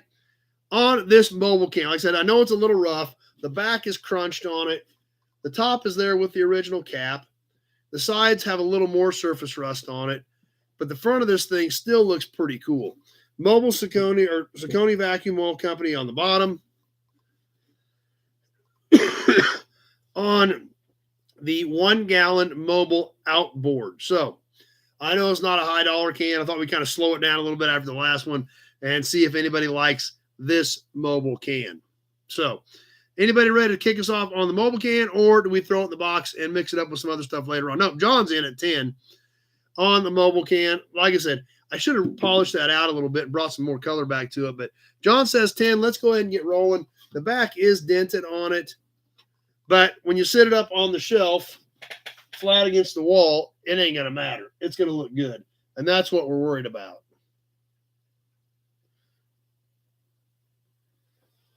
Yeah, it'll be worth in 20 years. They're going to be a lot harder to find, that's for sure. John's kicking us off at 10. Let me get my notes caught up here.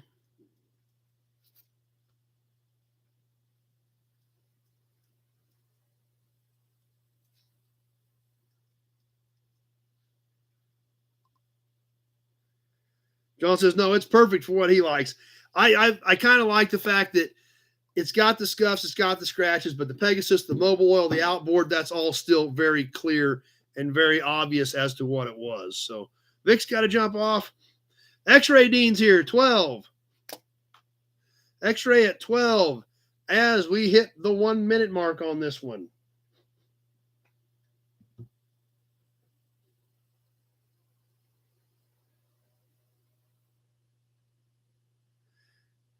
What's on the Nobody's Oil Can State of Kansas with a gray cat sleeping on top? Yeah, no kidding. She's still sleeping, actually. John at 13 as we hit the minute 20. John at 13 as we hit the minute 20 mark.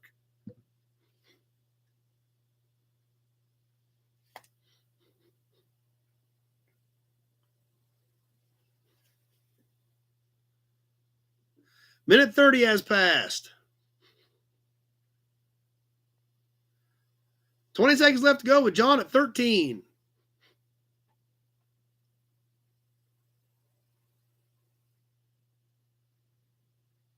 Ten.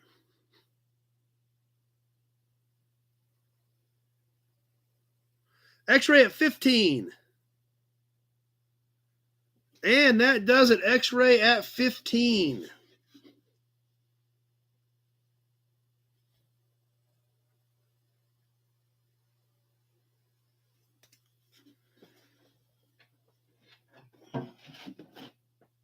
All right. Let's see. What do we got? We got some badges, a license plate, a cap. Let's just do this stuff right here. Let's do a Chevy badge bundle. Who's ready for Chevy badges? John's fingers are too fat to type.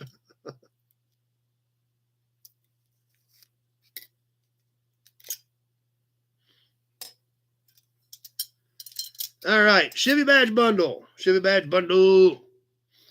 Starting off with a little Monte Carlo. This is a plastic one. The center's here, but it's faded.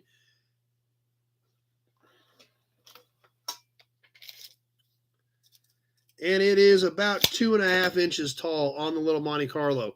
This was just a tape mount Monte Carlo. The next one, we have the little V, the little mid-60s Chevrolet V. This is metal. It is missing one stud. It is flat mount. It is chrome-plated pot metal.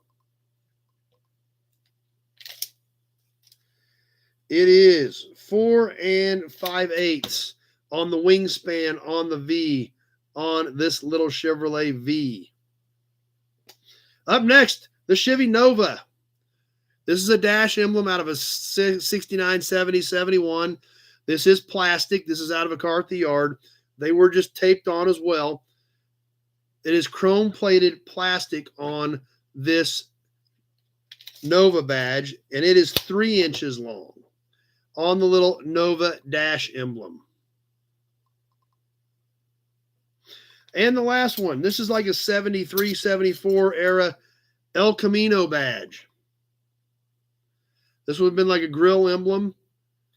Stud mount, still has a mounting bracket on it even. Chrome plated. I believe the background would have been black. The letters would have been stood out in chrome. It is about 6 3/4 long on the El Camino. So 4 pieces. The El Camino and the V are both metal.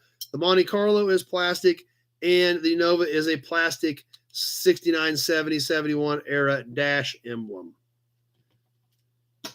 So, anyway, on the Chevy badge bundle, this is all kind of an intermediate car bundle. We got a truck bundle, we got a plate, we got a cap, and then we're going to keep moving on tonight. So, anybody interested in the Chevy badges, or we have a delay hang up again here or something? Not sure what we got going. Yeah, mark at 10 on the Chevy badges.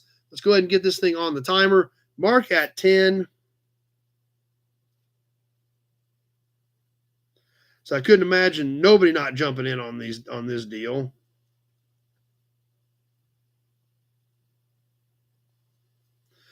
Oh, holy, yeah, they were all hung up.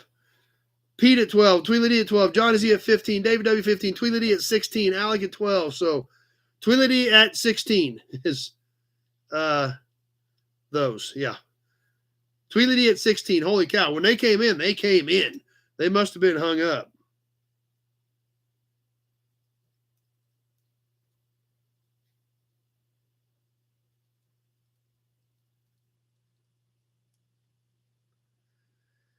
All right, Tweedledee at 16.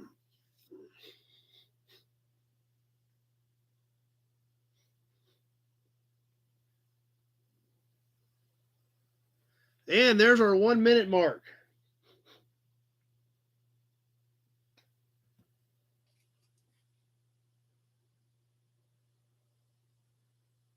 Johnny Z at 20. That's right, Craig. The El Camino badge is easily worth that. No problem. Minute 20 has passed. Johnny Z at 20.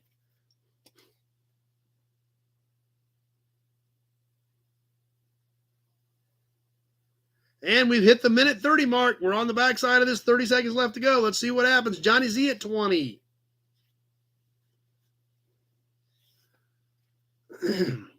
20 seconds left to go. Michael at 28 on Facebook.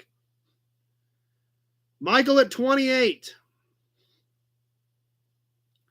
10 seconds left. Alec at 32.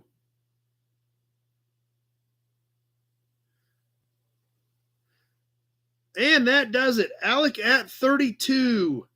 I had Johnny Z at 31, but I had Alec covered everybody at 32 over here on Facebook.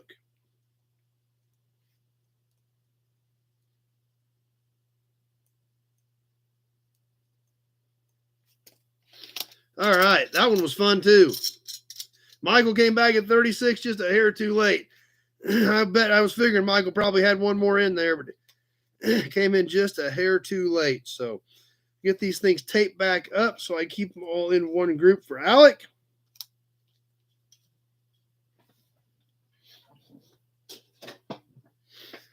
And let's do one more plate tonight. This is a great plate. I did say that, well, I don't know, those last plates were pretty good, but this plate's pretty epic. Original paint, a little bit of scuffing, a little bit of surface rust. And it's super cool. I got what I got laying out here: one plate, one cap, one and a set of Chevy truck badges. So that's what's coming up.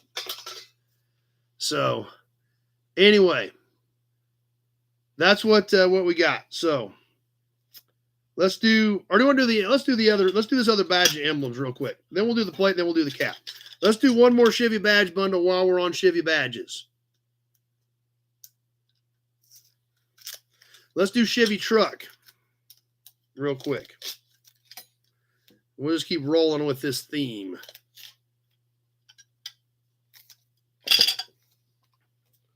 Chevy truck, 4 pieces, 1 money. We're going to start off with the basic plastic bow tie. We throw some of these in every now and again just for the heck of it, just because they're good pieces to stick about anywhere. It's about 5.5 inches long on this plastic newer bow tie. Nothing in the middle, just the outline of a blue bow tie. The late 60s, early 70s Chevy pickup 350 badge went on the front fenders. 5 3/4 long on the 8-cylinder 350 badge. A horn button. We do some horn buttons from time to time. They're kind of cool. Late 40s, early 50s. This one looks pretty nice. It's not all nasty and rusty. It's got a decent shine. A little bit of scuffs, some scuffs in the finish. This is about 3 5/8 across. The Chevrolet is actually stamped in it. Those ribs are stamped in it. Chrome looks good. The back just has the little tabs where it snaps in on the late 40s, early 50s era Chevy truck horn button. And the last badge, the big kahuna out of this group. We did the mate to this one, a month or so ago. We're going to do this one now, the 1960 Apache. The 1960 Chevrolet Apache 10. This thing, the studs are broke on it. It is flat mount, beautiful chrome. Obviously, you can see the area behind the Apache was black so that the chrome letters stood out. Number one, seen that horn button used as an ashtray cover on a dash. Yeah, it worked great for an ashtray cover. So this 1960 Apache 10 front fender emblem is 13 3/4 inches long. John started us off at 20, 13 3/4 inches long. So all 4 pieces, a one-shot deal. X-ray at 25.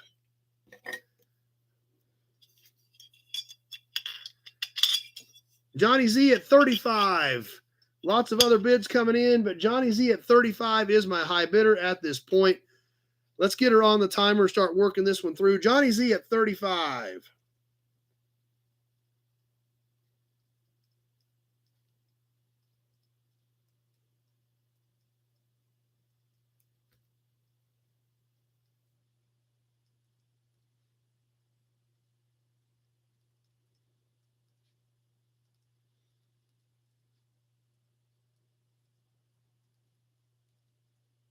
John at 36.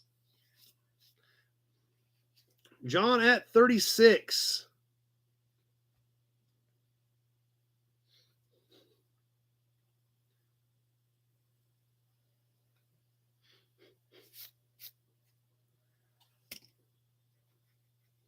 Trying to keep all these up here where you guys can check them all out. John at 36, as we're getting close to the 1 minute mark on these. All of them going one-shot deal. We've hit the 1 minute mark all together.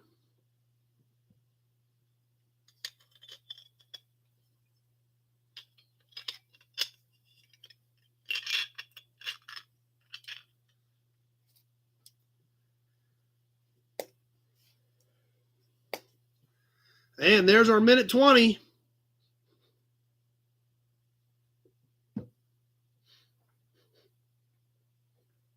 Michael at 44. As we're past the minute 30 mark, I've got Michael on Facebook at 44. 20 seconds left to go.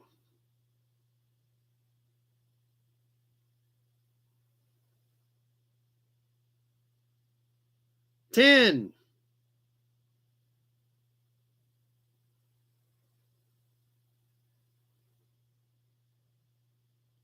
Johnny Z at 52, and that does it. Whew, that was tight. Kevin at 44, Johnny Z at 52.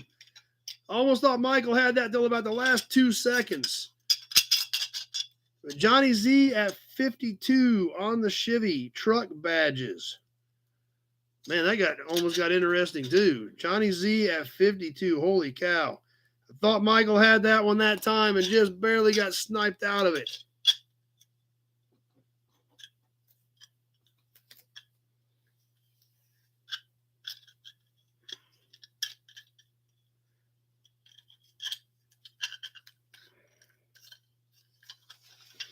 Tape those back together. A couple more things, then we're going to move on to the magazine. All right, let's get this awesome plate. I love this thing. It's got such a great look to it. It is original paint. It looks awesome. It is, yeah, I think that is twice you've got sniped tonight, Michael. Some of these guys are getting pretty good, that's for sure. 12 3/8, so it's a little over 12. 5 3/4 tall. And this thing looks pretty good. A little bit of surface rust, but considering it is now 83 years old, it looks pretty good. Johnny says, I wanted that Apache. Sorry, Michael. That's what he had to take the shot. So that's all right, Michael. We got a couple more things yet to go, and we'll always have more. Well, in 2 weeks, because we'll skip next week due to the game. But this Kansas license plate looks so awesome. It has a great look to it. And like I said, it's 83 years old. It is an original paint, 1940. Over here, we've got a little bit of surface rust. Over on this side, this thing is really pretty clean. I don't think this hole is supposed to be there. I think this is an added hole. This is out of the auction pile. Tweedledee start us at 30. This is fresh out of the auction pile from last week. The back is kind of the same thing. A little bit of surface rust on this half, pretty clean on this half. Alex at 40. 103-273. I don't know what county that was. David W. at 50 on this Kansas 40 plate. Let's get this thing started on the timer. David W. at 50.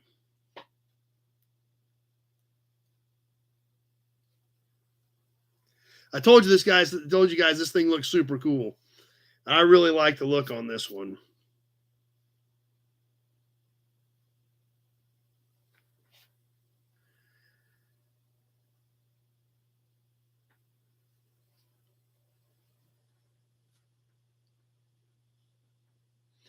David W. at 50.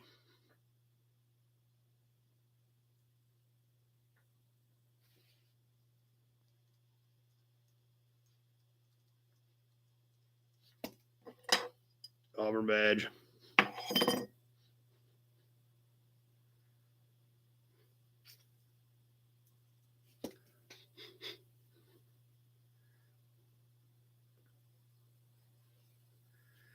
And there's our 1 minute mark.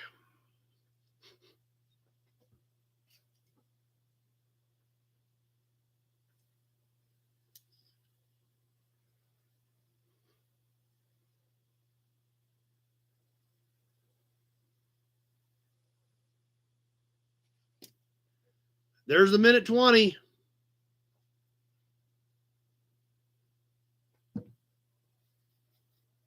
Alex at 57. We've hit the minute 30 mark. Alex at 57.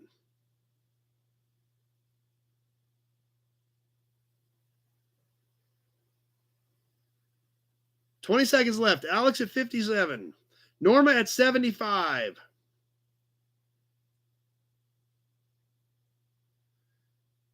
$10 seconds left to go. 103 was Lincoln County, says Mike. Michael at 59, but I've got Norma at 75, David W. at 78. And that does it. David W. at 78. Norma came back at 100 just a couple seconds too late. David W. at 78.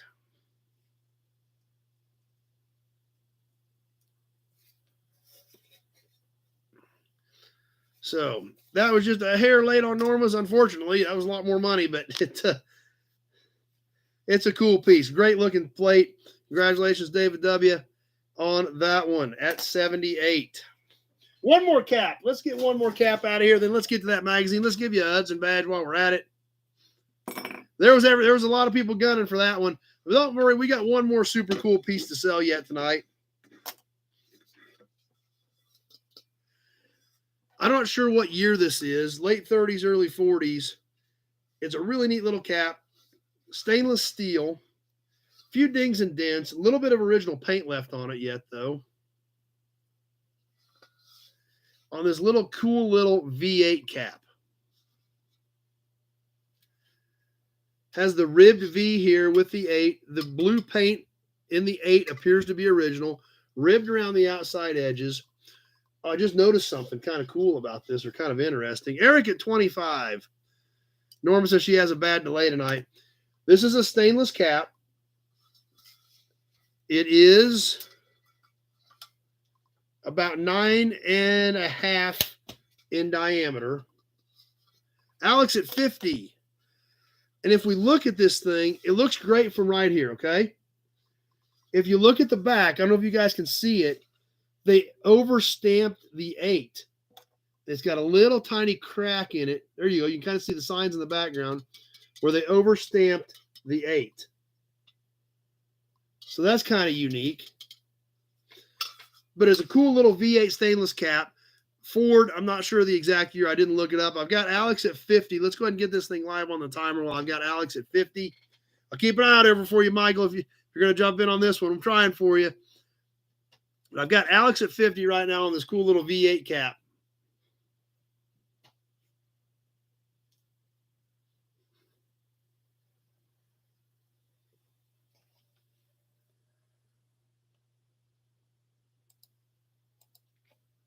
So Alex said you can't see the little overstamp in it. So kind of unique to see that obviously it follows that curve exactly. So it was an overstamp. It wasn't anything that, a damage. They just overstamped it. Michael's a Chevy guy. So, all right. That's all right. We got lots of Chevy stuff next time coming up. So some of these guys are pretty good on here. There's no doubt about it. Give you an Auburn badge while we're waiting. Alex at 50. And there's our 1 minute mark.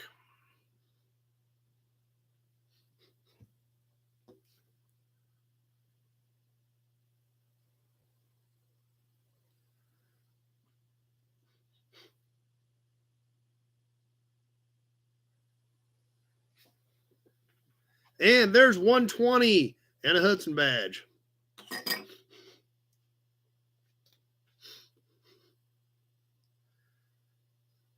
And we've hit the minute 30 mark. Alex at 50.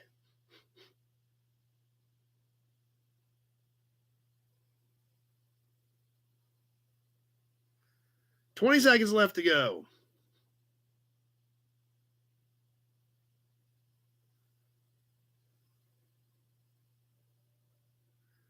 10.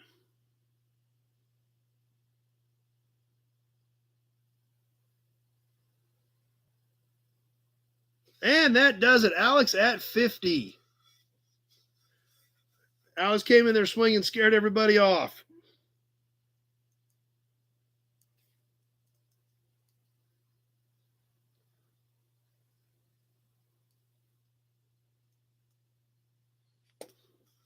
All right.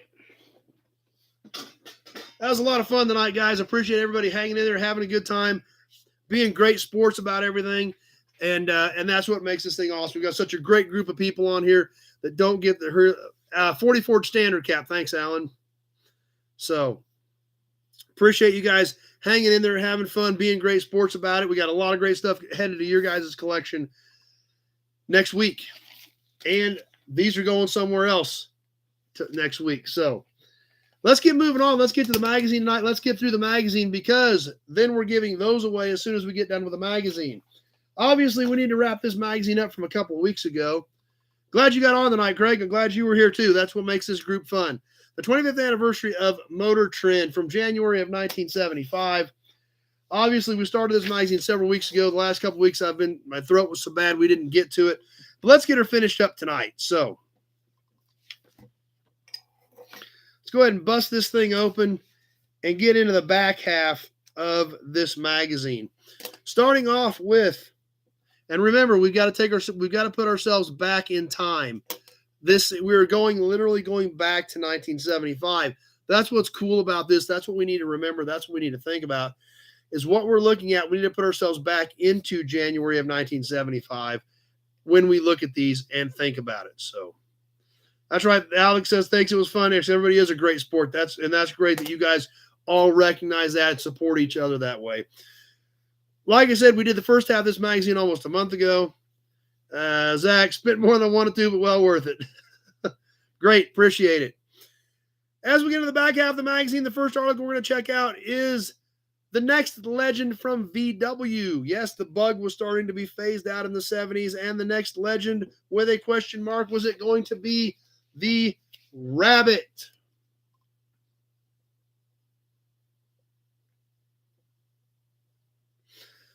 There again, we're in 1975. The Rabbit was new. Yes, but unlike the Beetle, it replaces you laugh with it, not at it. Okay? Has some technical stuff about the Rabbit, as well as a comparison against the Beetle. Shows the strut system, the dash, some of the stuff out of the Rabbit. There again, remember, this was new technology. The baby of the Gulf, that's right.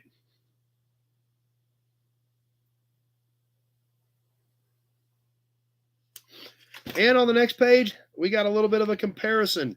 At a glance, the old versus the new. Even has a few shots of the Scirocco. Talks about the new Scirocco a little bit.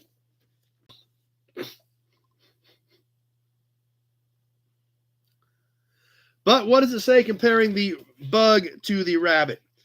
Engine, the Beetle was 96.6 cubic inch, air-cooled. The Rabbit, 89.7 cubic inch, water-cooled. The Beetle, 48 horsepower. The Rabbit, 70 horsepower. Mike's got to bail off. Glad you were here tonight, Mike. The transmission was either a 4-speed manual or a 3-speed automatic in either one, whether there's a 75 Beetle or the 75 Rabbit. Same wheelbase, 94.5 inches. Did not realize that. The Rabbit and the Bug were the exact same wheelbase. Overall length, the Rabbit was actually shorter. The Bug was 163.4 inches. The Rabbit, 155 inches. Width, the Rabbit was wider, 61 inches width on the Bug, 63-inch width on the Rabbit. Height, the Rabbit was taller. It had a pretty good bubble roof to it, 59.1 versus 55.5.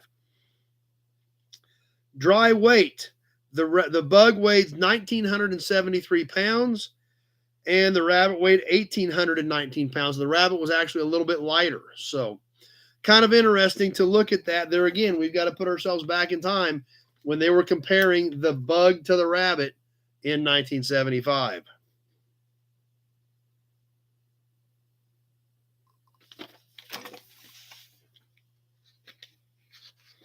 And not a ton of articles in the back half of this magazine, because when you get to the back half, some of the print in the back half is the extension of the front half. So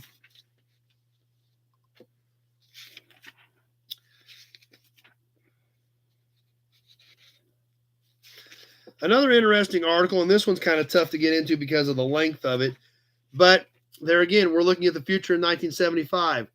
Roger, in Australia, we call the Rabbit the Golf. So they had the Golf here too. So maybe all the Rabbits were branded Golf in Australia. The future of transportation in America, and there's a lot of text to this article, so it would be tough to get into a lot of it. But it does talk a lot about mass transit. We see a monorail system here in this illustration.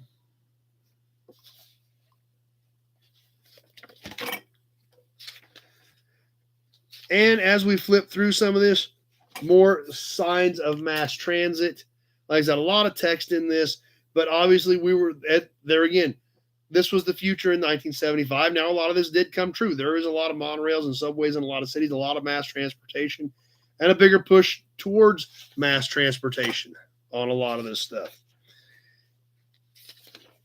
And to wrap the article up, trains, more trains as far as mass public transportation is what they were looking at, which a lot of that did come true in a lot of the metropolitan areas. Auburn.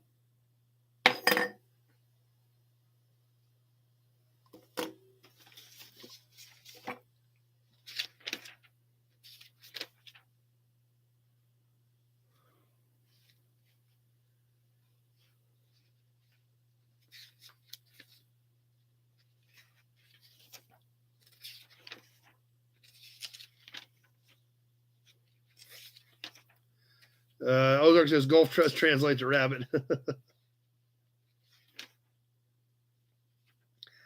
Now, the last article I want to catch, and I do want to read a few of these. That's why I kind of skipped to this article and cut a few other ones out, because this one I thought was going to be worth reading a few of these blurbs. This article is entitled How Certain the Future. Do you have one of those said rabbits? I've got some in the yard.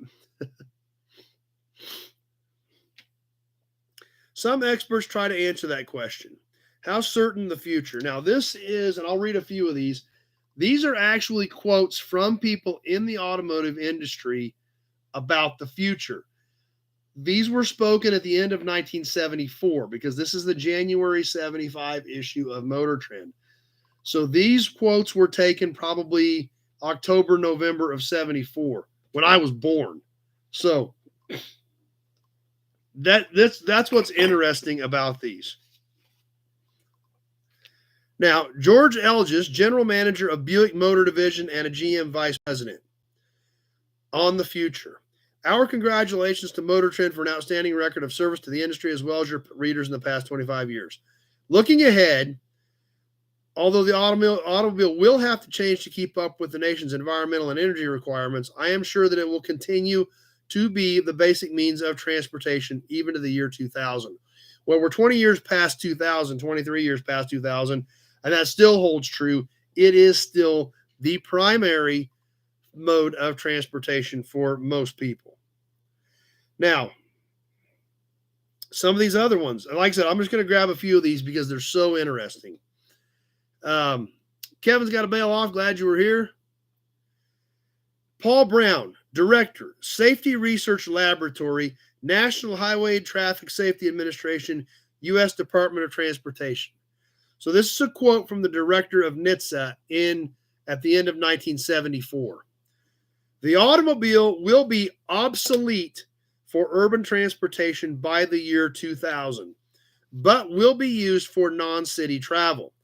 I look for electric cars, electric mass transit, peripheral parking terminals, possibly a new vehicle propulsion system. Well, we obviously know that automobiles are still the primary form of transportation. Anybody that lives in a city, it gets stuck in a traffic jam every day, is fully aware of that.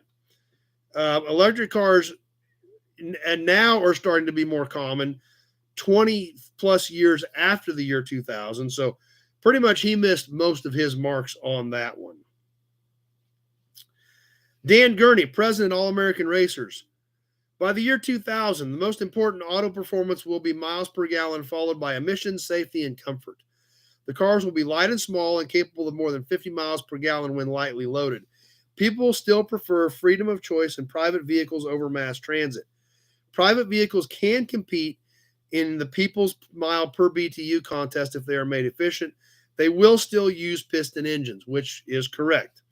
50 mile per gallon, not necessarily, but most of that was still pretty right by Dan Gurney's prediction at that point.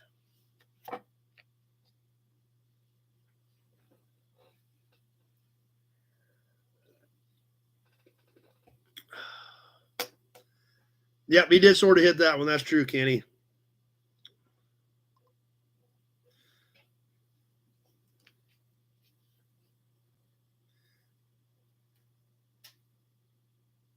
Let's see. Let me look at a couple more of these real quick. Man, my neck is a mess.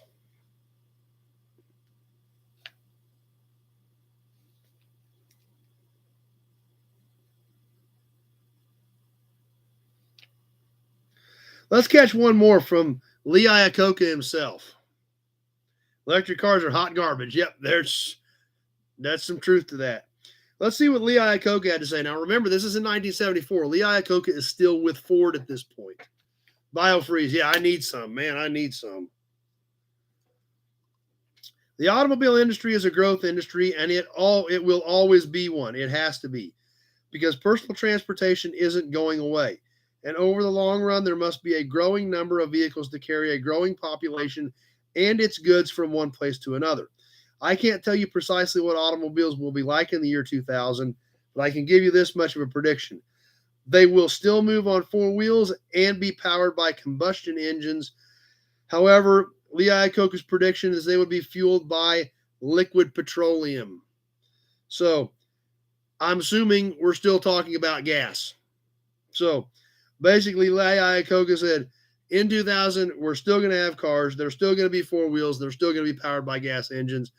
And he was right, obviously. So kind of interesting to look at this. And a lot of these were just pretty basic like that. But, some of these were way off. Just like, well, of course, it was a government employee that was way off about that automobiles will be obsolete by then. So it pretty interesting. So I thought a few of those were definitely worth catching as far as the articles were concerned.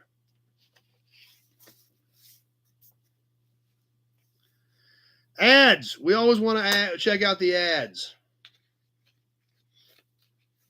The ads are great. Sometimes the ads are as much fun as the articles.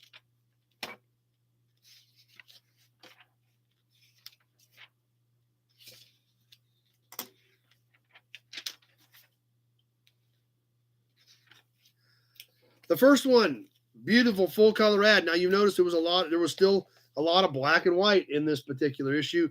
This is a beautiful full color ad for the 1975 Pontiac Grand Prix. If we could have built only one car, this would be it. The styling is classic. And there it is in a silver with black top, very classic, very sophisticated looking 1975 Grand Prix in this full color ad. Shopcap been learning about hydrogen.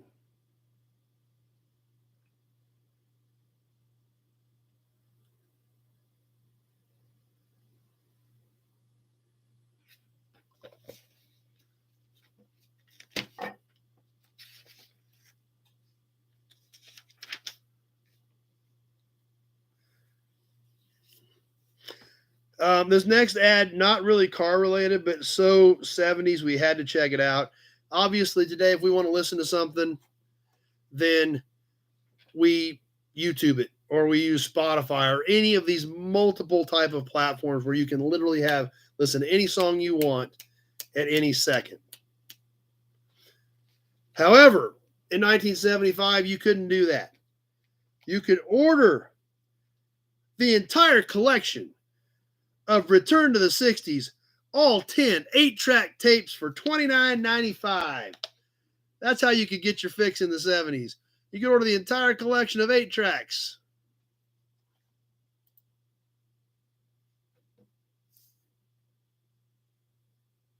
So not necessarily a car ad, but definitely a sign of the times ad, and thought it was well worth checking out.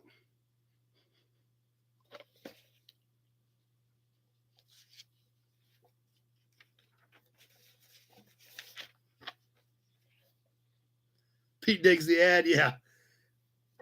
Another full color ad, something some of you guys probably remember, kind of a big thing for that era. Monroe announces the Max Air electric ride control system for Monroe shocks. Had a push button air ride system where you could adjust your air shocks. Showed the pictures of the dash controls.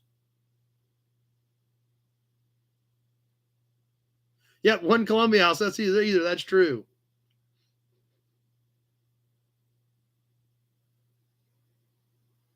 And the suitcase to put them in. Yep. So those Monroe shocks, I'm sure some of you guys probably remember.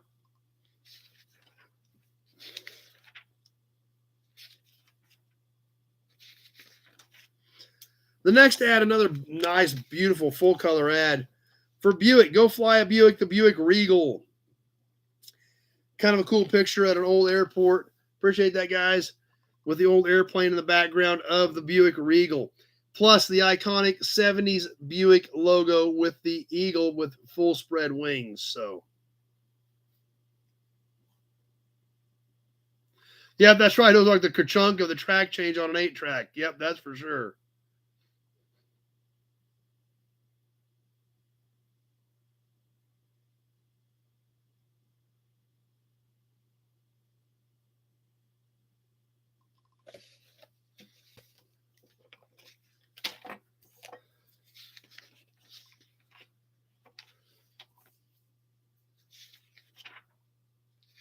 And we'll kind of work our way towards the back.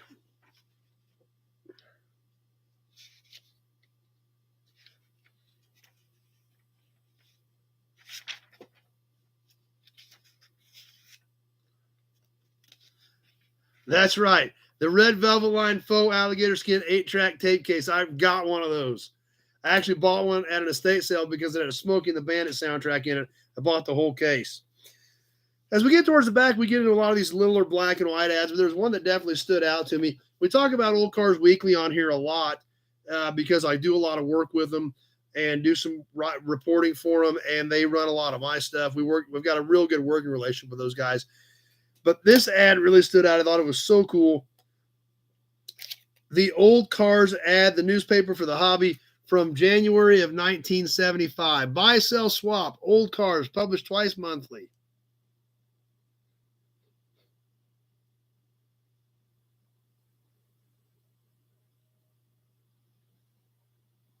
Plus some other cool ads too. Learn karate in this smaller segment of these ads.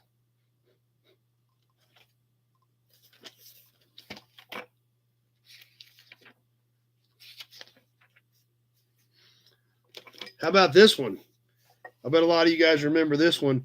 Now you can order most 1975 cars with a beautifully engineered Panasonic car stereo. Check this thing out. A solid state car stereo, Panasonic, mounts right in your factory dashboard.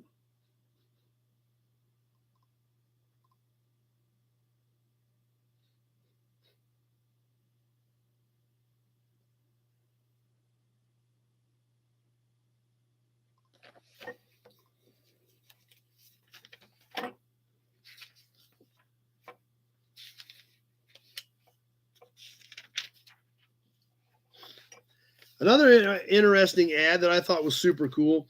Obviously, we just spent several minutes talking about Barrett-Jackson earlier today. The collector car auction world is huge and getting huger by the day. I would assume they still sell car stereos, but I really don't know. A lot of these car stereos are getting so unique, they may not. That, the obviously collector auto auctions are on TV. We watch them on the internet. We see them all the time. They're a huge deal. They become a major, major force and a major, major factor in the collector car world. Well, they had them back then as well. Cruise was one of the first. They were right up there with Barrett back in the day. This was an ad for the Cruise Auctions third annual Southwestern United States Antique and Classic Car Auction. Scottsdale, Arizona, January 3rd, 4th, and 5th, 1975. Over 400 outstanding vintage motor cars.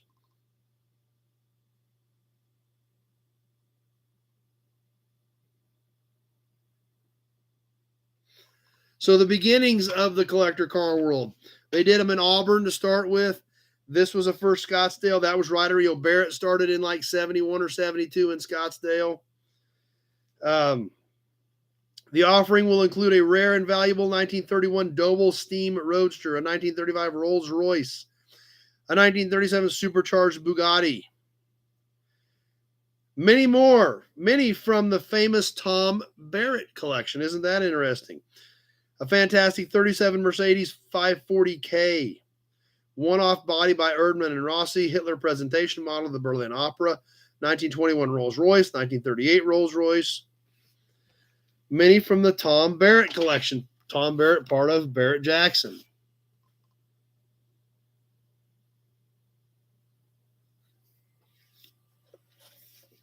So I thought that was interesting to compare to the times that we're in today, where the collector car world has become so big and so much a part of our world, to go back and see where it kind of started. Now, the next ad, we're going to catch something we talk about on here pretty regularly, especially we talk about stuff from the 70s. Not only do we talk about it, we talk about how it's kind of sad that these no longer exist because they were such an important part of the car world back then. The Sears Tire and Auto Centers, the Sears steel belted radial, excuse me. Still got my brain on radios. The Panasonic thing threw me off.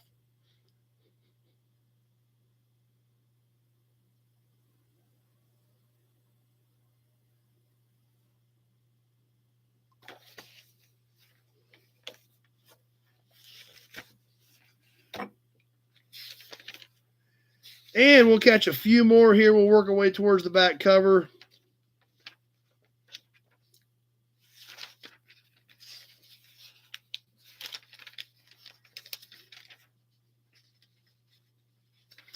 Something else that was definitely a sign of the times. That's right. Rest in peace, Sears. That's right. Zach says they still have a Sears Service Center in Greensboro, North Carolina. That's got to be one of the last ones left.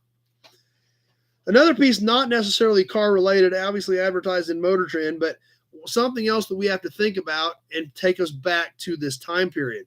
Now, we know today that private industry will take you to space. SpaceX, I don't remember what Bezos is called, the company called, but private industry will take you to space. 1974, in 1974, it had only been 5 years since man had set foot on the moon. Sharing man's greatest adventure. Now you can follow step-by-step man's conquest of space. Bring the most exciting adventure of all time into your home. Man in Space, a 5-volume space chronology. You'll remember his dad buying a boat motor at Sears. Yeah, they had everything. They literally had everything. So there again, going to space is not a big deal, almost commonplace in today's world. At this point in time, this was a big deal. You could order a five volume, kind of like probably a mini set of encyclopedias about the space program. Shopkept said they had Eaton's, which is Canadians' answers to Sears. Okay.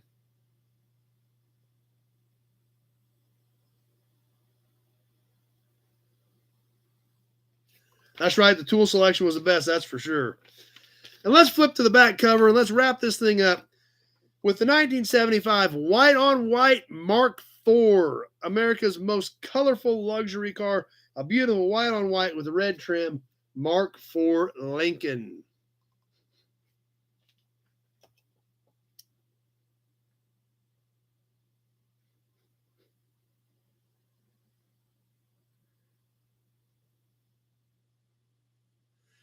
So there we go. We finally got through it. The January 1975 25th anniversary issue of Motor Trend. Super cool looking back, especially when we have an issue that specifically talks about what's the future going to be like, what's going to happen by the year 2000. Some of those guys were right. Some of them were completely off base. But it's fun to go back and look, fun to check it out, fun to study it.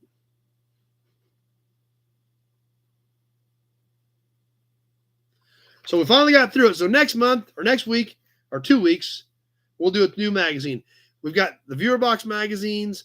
I've got the whole stack of magazines I got at the auction. We got a lot of great stuff coming up in the magazines. So anyway, that'll catch us. We'll flip out the poster one more time on the front cover of the 25th anniversary issue of Motor Trend, just because a lot of that stuff looks like a lot of stuff that we like and have in our own collections with the memorabilia they have displayed there in kind of a shadow box to show a look back over the last 25 years of their history at that point in 1975. That's right, Johnny. It's always cool to look back. That's what I thought. It's kind of why we do it. That's what makes it fun.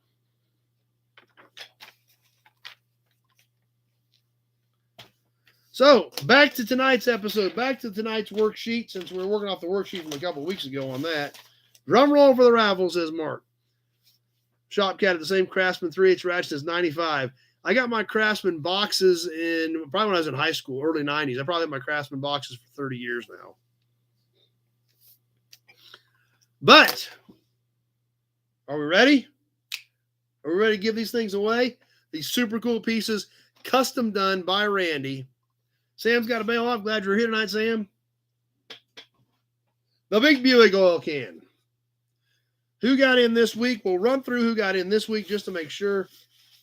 Zach still got his Chris Craftsman box. Lots of names in there again this month, but this is cool stuff that Randy did for us. I'm sure we see lots of familiar names in there. Who got in this week? The last week.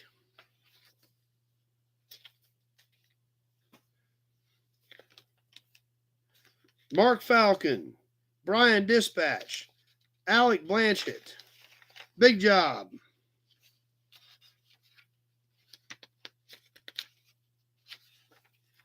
And Michael Glagola. He's ready on there on Facebook too. Alec likes the cover on the magazine. That's who's in this week. All right. As always, we will draw the first name, first winner as first choice. Hudson badge. If you're not on and we pull your name, we will pick one for you. You can only win one time. We want 4 different people to each get a piece tonight. That's the whole purpose behind it. Like I said, this is all thanks to Randy. Randy did these for us. Custom pieces. If you guys remember, Randy literally trained with the masters. Ed Big Daddy Roth, Von Dutch. That's where he learned it at. That's how he learned the pinstripe. That's where these pieces came from, straight out of Randy's mind, straight from Randy's hand, straight through the brush, straight to these panels, and right to us, and now on to you. So if you look at these close, you'll see these are not exact because this is all hand-done, one-off pieces of artwork. This looks the same from where you're at. When you look real close, it's a slide off here or a slide off there because these are hand-done, free-handed, absolutely amazing pieces. So, pretty epic. Are we ready?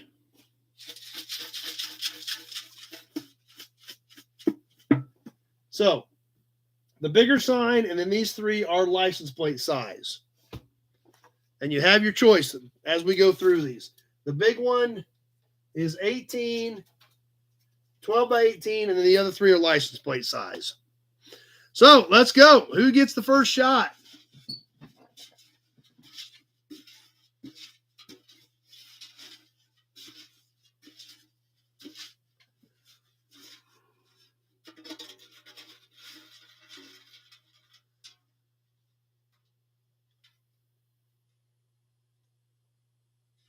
I think I got one. I think I'm down to 1. Oh, nope. I had 2. Had 2. Can't do that. Can't knock 2 of them out at one time.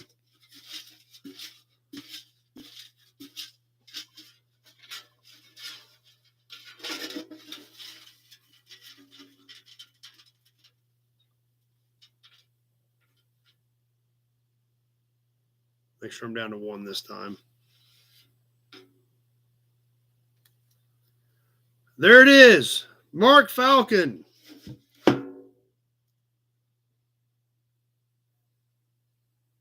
So which one do you want, Mark?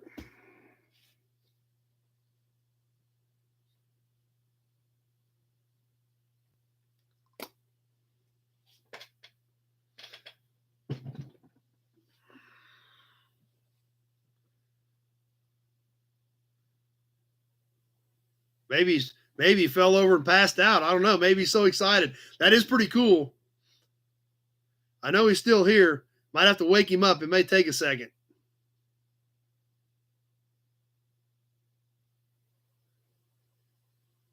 Still with us, Mark? Okay. License plate above my head. This one here, is this the one you want, Mark?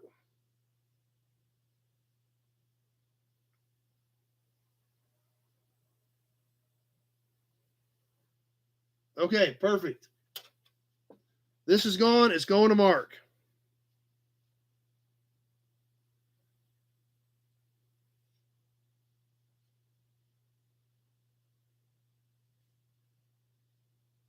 All right, that one's down. It's out. All right. Next one.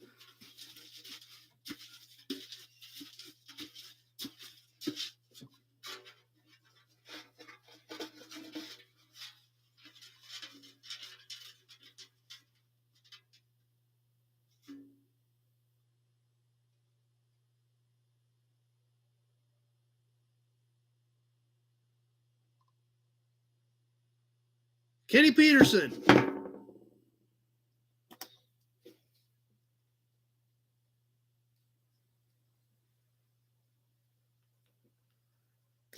All right, Kenny. Which one do you want out of the 3 that are left?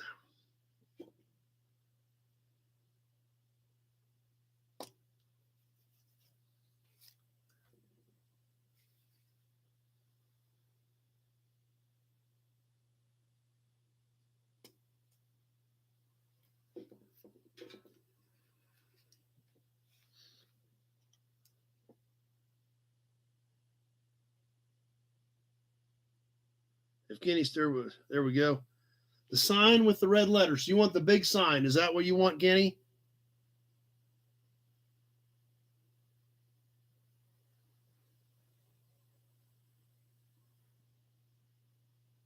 Okay.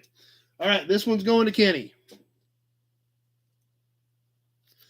So we've got 2 plates left. These 2 plates. We'll call it the blue plate or the red plate. So Mark and Kenny are out.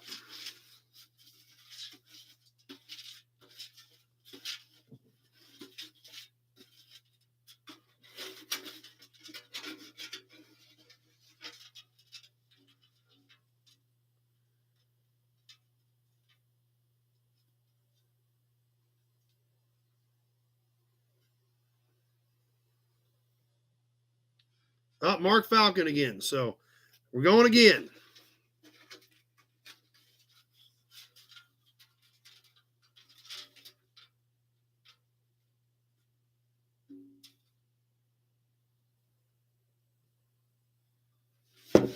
Norma.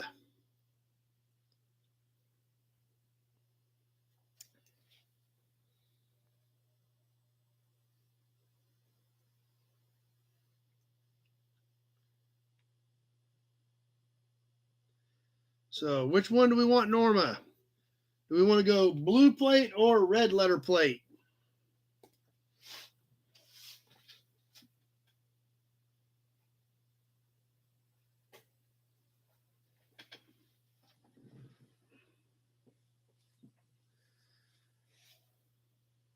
Tweety says she'd go with the blue one.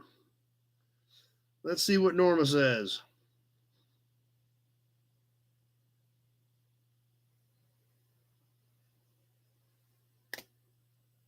Red one. Okay.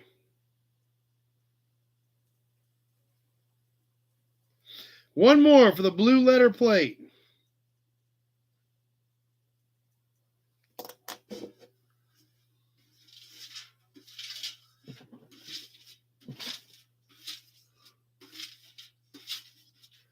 All right, the last one.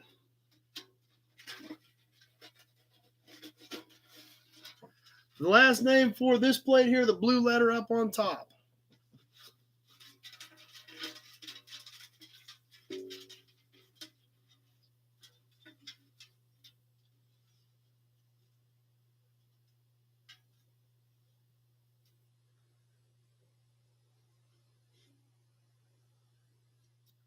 Lee Carr.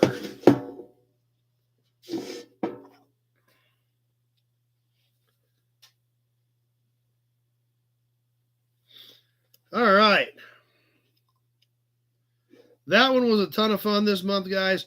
Huge shout out to Randy. That's pretty amazing that he did those pieces for us. They're super cool, super beautiful pieces. Now they're going to be added to your collection. We've got the sign over here that's going to stay with us for the show. So Randy, thank you. I think everybody can say thank you. A lot of you guys have. The guys on Facebook are even throwing it up there. Michael threw it up there. Thanks, Randy. We appreciate your support. We appreciate you making these super cool pieces. Now, and any of you guys want anything like this, if you want, Mike's man cave or Jason's pad or anything like that, Randy can do any of this for any of you guys. The panels, the plates, whatever you want, Randy can custom do any of this stuff for any of you guys. So Randy's extremely talented and can't thank him enough for offering to do this for us. Super glad you guys are excited about it and appreciate your support. Randy's support for helping do it. You guys for participating in the raffles and the auctions, and that's what makes it fun. So I appreciate it, everybody. Thanks a lot for playing along. Now, ready for the next month. So that means we have to do this.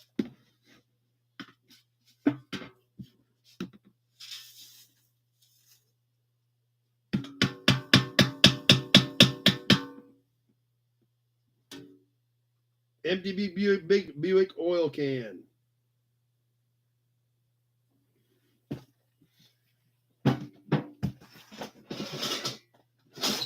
So the next order of business, what's next? What are we going to do next? Well, obviously, we probably can't top that, but we're still going to do some fun stuff. So, Hudson badge.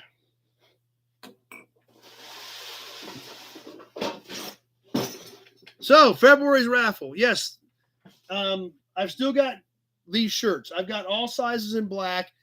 I've got a few sizes in gray. I'm about out of gray, and this is going to be the last run of these shirts. I'm going to have my designer come do a new shirt here probably within the next few months. I still have medium, large, extra large, double, and triple in black. Gray, I'm getting very, very thin on. I've got a few sizes in gray if somebody wants a gray, but I do still have all of them in black. But once these are gone, the next shirt is going to be different. So a few months ago, I reordered the sizes I was out of in black. So I'm covered on everything in black on shirts, but gray, I do not have a lot left. But anybody that wants some of that information is in the description part of the video as well. 22 shipped, extra large on down, 24 double and triple X. Like I said, I've got everything in black, thin on gray, and then after that, we're going to have a new shirt. So as of right now, we've still got them. Let's see. That's right, guy. The car guy, they're going to sharpen up anybody's garage. Alec, Michael, the guy's still hanging on Facebook. Or everybody giving a thumbs up to Randy for helping us out with that. Joe says go with a mechanic shirt. Yeah, I hadn't thought about doing that. Mark wants a double X in black. Okay, we should be good there. Lee got the one he wanted. That's awesome. Yep, everybody else got dumped in the garbage, but at least you're all in good company. That's a good way to put it, Zach. Anyway, what's next? Everybody wants to know what's next. What's next?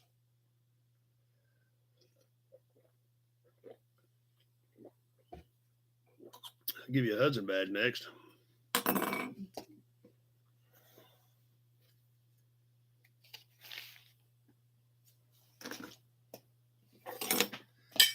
I'll show you what's next. Alex is doing a shirt with a 39 Cadillac. Yep, that's cool. Just think 151's next. Yeah, no kidding. 151 episode 151 is next. What's up for the next raffle? Let's check it out. I just got a little excited. I woke the cats up. Yeah. I disturbed them. They're looking at me like, what are you doing, moron? We're sleeping. Actually, they're both looking at me like that. The black one's right here. Gray kitty's right over there. They're both looking at me like, what are you doing, moron? We were sleeping. You woke us up. So anyway, I'll show you.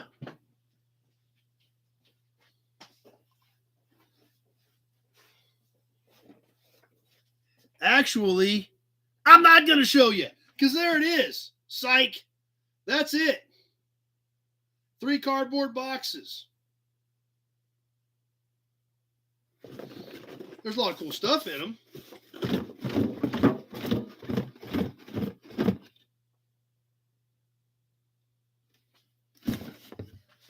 That's right. You guys like the mystery boxes, and you guys wanted to do another group type thing for the raffle of mystery stuff. So that's what we're going to do. First prize will be in a box. 16. No, don't break nothing. 16 by 12 by 8. Zach likes boxes. 16 by 12 by 8. I've started filling them. I'm not done filling them. I'm going to work on them over the next couple of weeks. So, first prize, 16 by 12 by 8 cardboard box. Tony stopped in for a little bit, been getting some work done on his Willys. Stopped to say hello, but going to bed. Glad you stopped by for a little bit, Tony. Michael had fun. 150 was a great show. Yeah, there's a can in here. I can tell you there's a can in here. There's some other stuff in here already, too. I don't know what I'm all going to put in here yet. But there's the first one. The second name out of the big Buick oil can will get a box. Once again, cardboard, tan in color. Says eBay on it. Clear packing tape. And it is 12 by 6 by 6. Yep, this is the next raffle.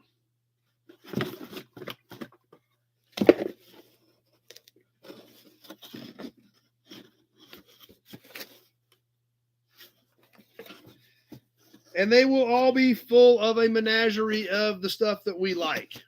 Kenny thinks it's a cool idea. Well, like I said, when we talked about it, this can got in a bind in there.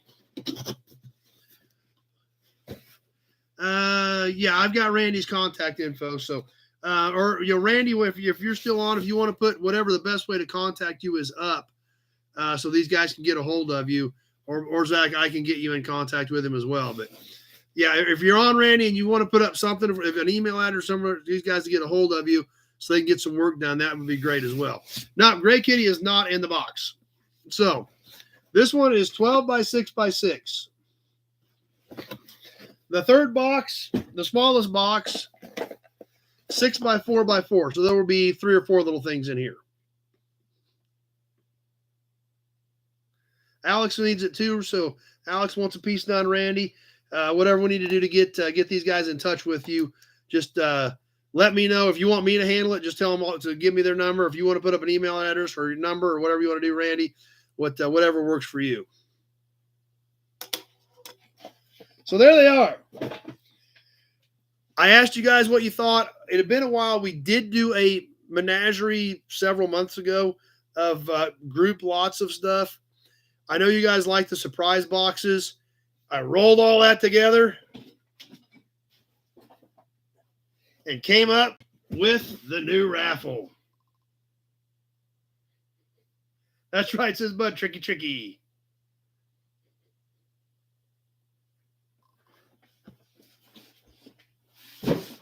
So we'll have some fun with it.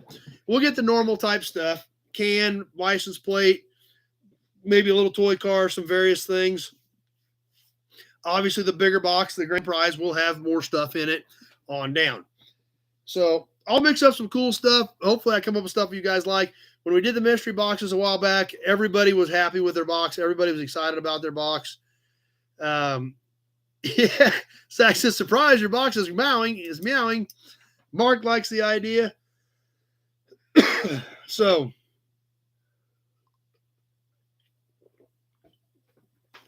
I think it's going to be fun. I think it's going to be exciting. Like I said, I'm not done with them yet. I'm going to keep working on them. Now, I did look at the calendar, and sounds fun, but we want to see items but not know which box. Okay, we might do that. That might be something extra. I may show some of the stuff off, but you may not know where it's at. That's a good idea too, Dean. We can throw, maybe I'll show you a few things here and there, but you're not going to know where it's at. And then there'll be surprises in there as well too. So Zach's not a fan of cats, but he wants a Gray Kitty. So Shop Cat likes that idea too. So it's a good twist. That is a good idea. Clean title to a car. Yeah. I don't think there'll be any car titles in there. Michael, nice idea. Like the QVC show. There we go. Alec likes the idea. So I think it'll be fun. Like I said, we'll see what happens.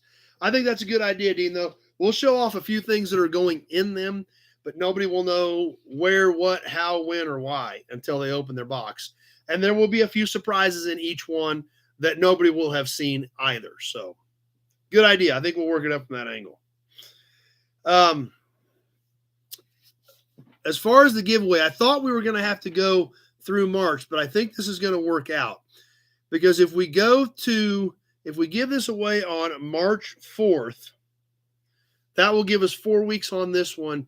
That will also give us, the way March falls, it will also give us, we can give it away on April 1st or April 2nd, and that will give us a full 4 weeks on March. So we will give this away on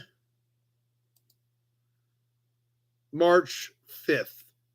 So March 5th, 1 month from today, is when we will do the mystery raffle.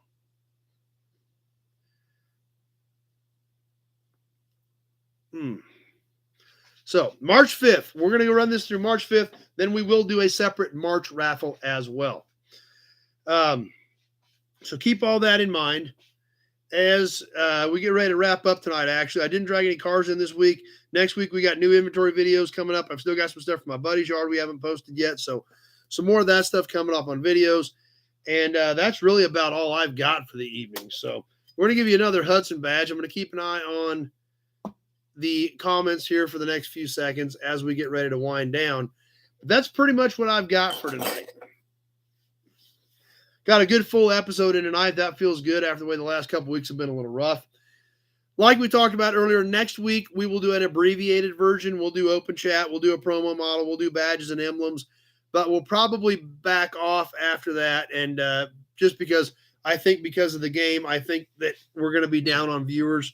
So we'll just skip the auctions, which means everybody's got 2 weeks to save up. And I got 2 weeks to come up with really cool stuff for the next auction. So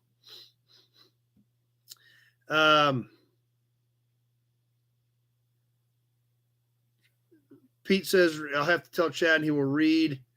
Did you send me your info for the contact list? So I don't know what Randy's message was because it retracted it. So I'm not sure what was going on there. Joe's Classic, sell the Newport. Depends on which car we're talking about, Joe. Roger, see you next time. Perfect. Glad you were here from down under tonight, Roger. Leo says, glad to see him doing better. Yeah, I feel a lot better. Can't seem to put contact info in chat. Go ahead and get it to Alex and Zach. Okay.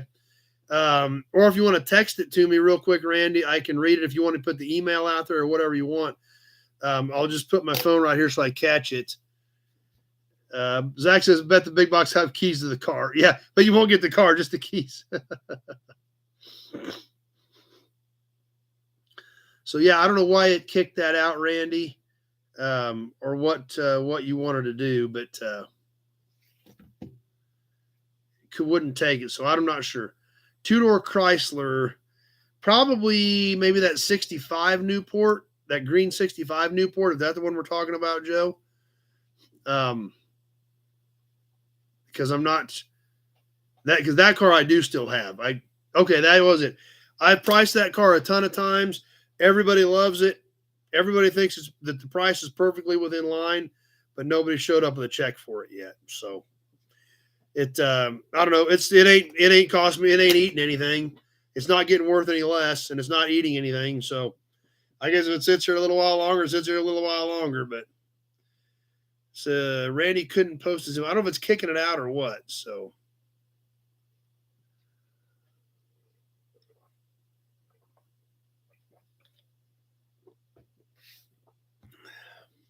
So, yeah, I don't know what it's doing to your info, Randy.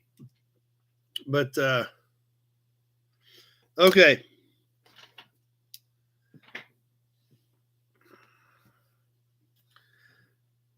Okay, now we see Randy's full name. Might as well put a sign behind with Randy's information on the. Yeah, we could possibly do that too. Just put a sign up. Okay, Pete says you can't post contact info in chats. Okay. Now, you guys can see how Randy spells his last name on here. Weininger, the Winenger. His email is RK Weininger. So RK and then his last name, 61@gmail.com. So we can see, I think you guys can see his name spelled out in the chat. RK Weininger61@gmail.com. Is the best is a good way to get a hold of him. Or he said you can call him. So I've got his number if you guys want to call it and get. I can give you his number too.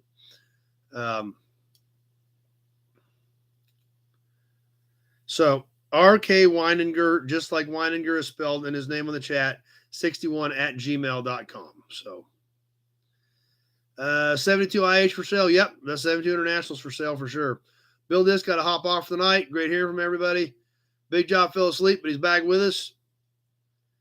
Let's see, Jason's out. I hope you get to feeling better, Jason, and hope your burns aren't too bad. So, anyway, that being said, and like I said, if you guys need to, you can always get a hold of me, and I can get you in touch with Randy. Worst case scenario. So, Okay, so that, yeah, because I remember when Pete did that, he texted to me, and then I read his email address as well. I forgot Pete was trying to put his out there, and it kicked back. So RK Weininger, just as it is spelled in the chat on Randy's name, 61@gmail.com. So that should be simple enough. And like I said, if not, worst case scenario, I can get you in touch with him. That being said, I'm going to get ready to wrap up. My neck is killing me. I need another leave. Holy cow. This thing is just brutal tonight. I need to take another painkiller.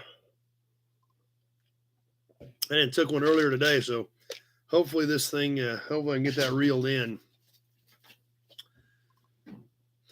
So anyway, that's right, Normans. I'll see everybody Tuesday. That's right. We will see you once again live Tuesday evening at 7 o'clock for Toy Tuesday. We'll get some more videos up Monday, Wednesday, and Friday. See. I thought he got it. I think it's still sore. 61 to 65 B-body convertible frames. B-body what, Chris, on that? Let's see. Pete says, great show. Enjoyed it. Glad you guys liked it. Good night. Good thanks, says Leo. The extras, thank Randy. Let's see. Looks like everybody's just signing off saying good night. GM 61 to 65 B-body G Chevy. Do not have anything there at all. Do not have any frames for those. That's right. Kenny says congrats to the winners. Thanks for 100, number 150. And Shopcast up to 830 subs. Nice. Let's see. Appreciate everybody being here tonight. Appreciate you guys making this chat what it is. Like I said, we'll get some more content up this week. We will do Toy Tuesday live at 7.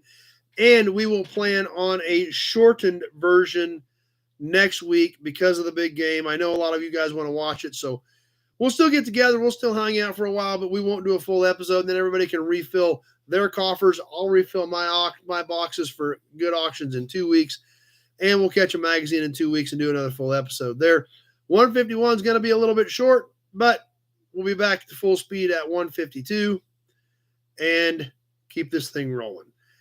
And like I said, I need to look at the dates here. Next week or the week after is going to be the 3-year anniversary. So I need to check my notes on the 3-year anniversary that's coming up, because there were a few nights that we did miss for various reasons. If I was out of town or there was something else that happened. So coming up on a 3-year anniversary, it's going to be a lot of fun. We've got a surprise raffle going off for this month, and that's going to be a blast.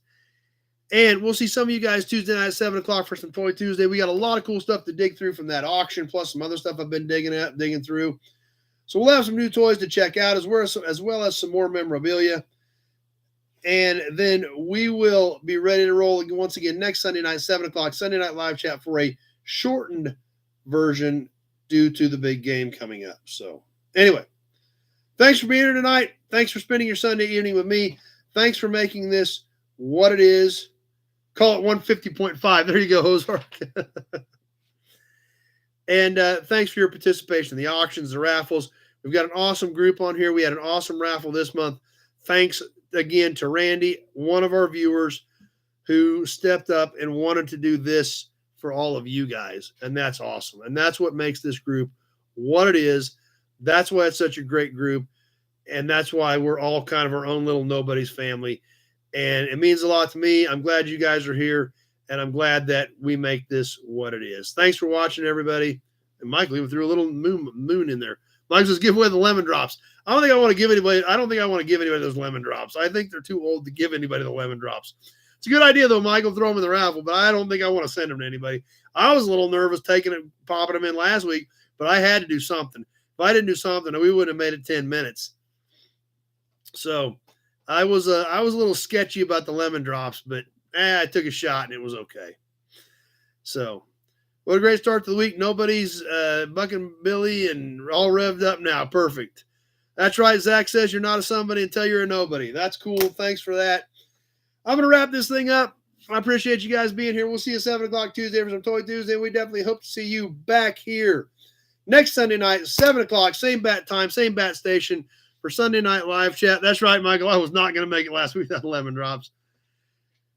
for more Sunday Night Live Chat. Thanks for watching, everybody, and we'll see you on the next episode. It's next Sunday night.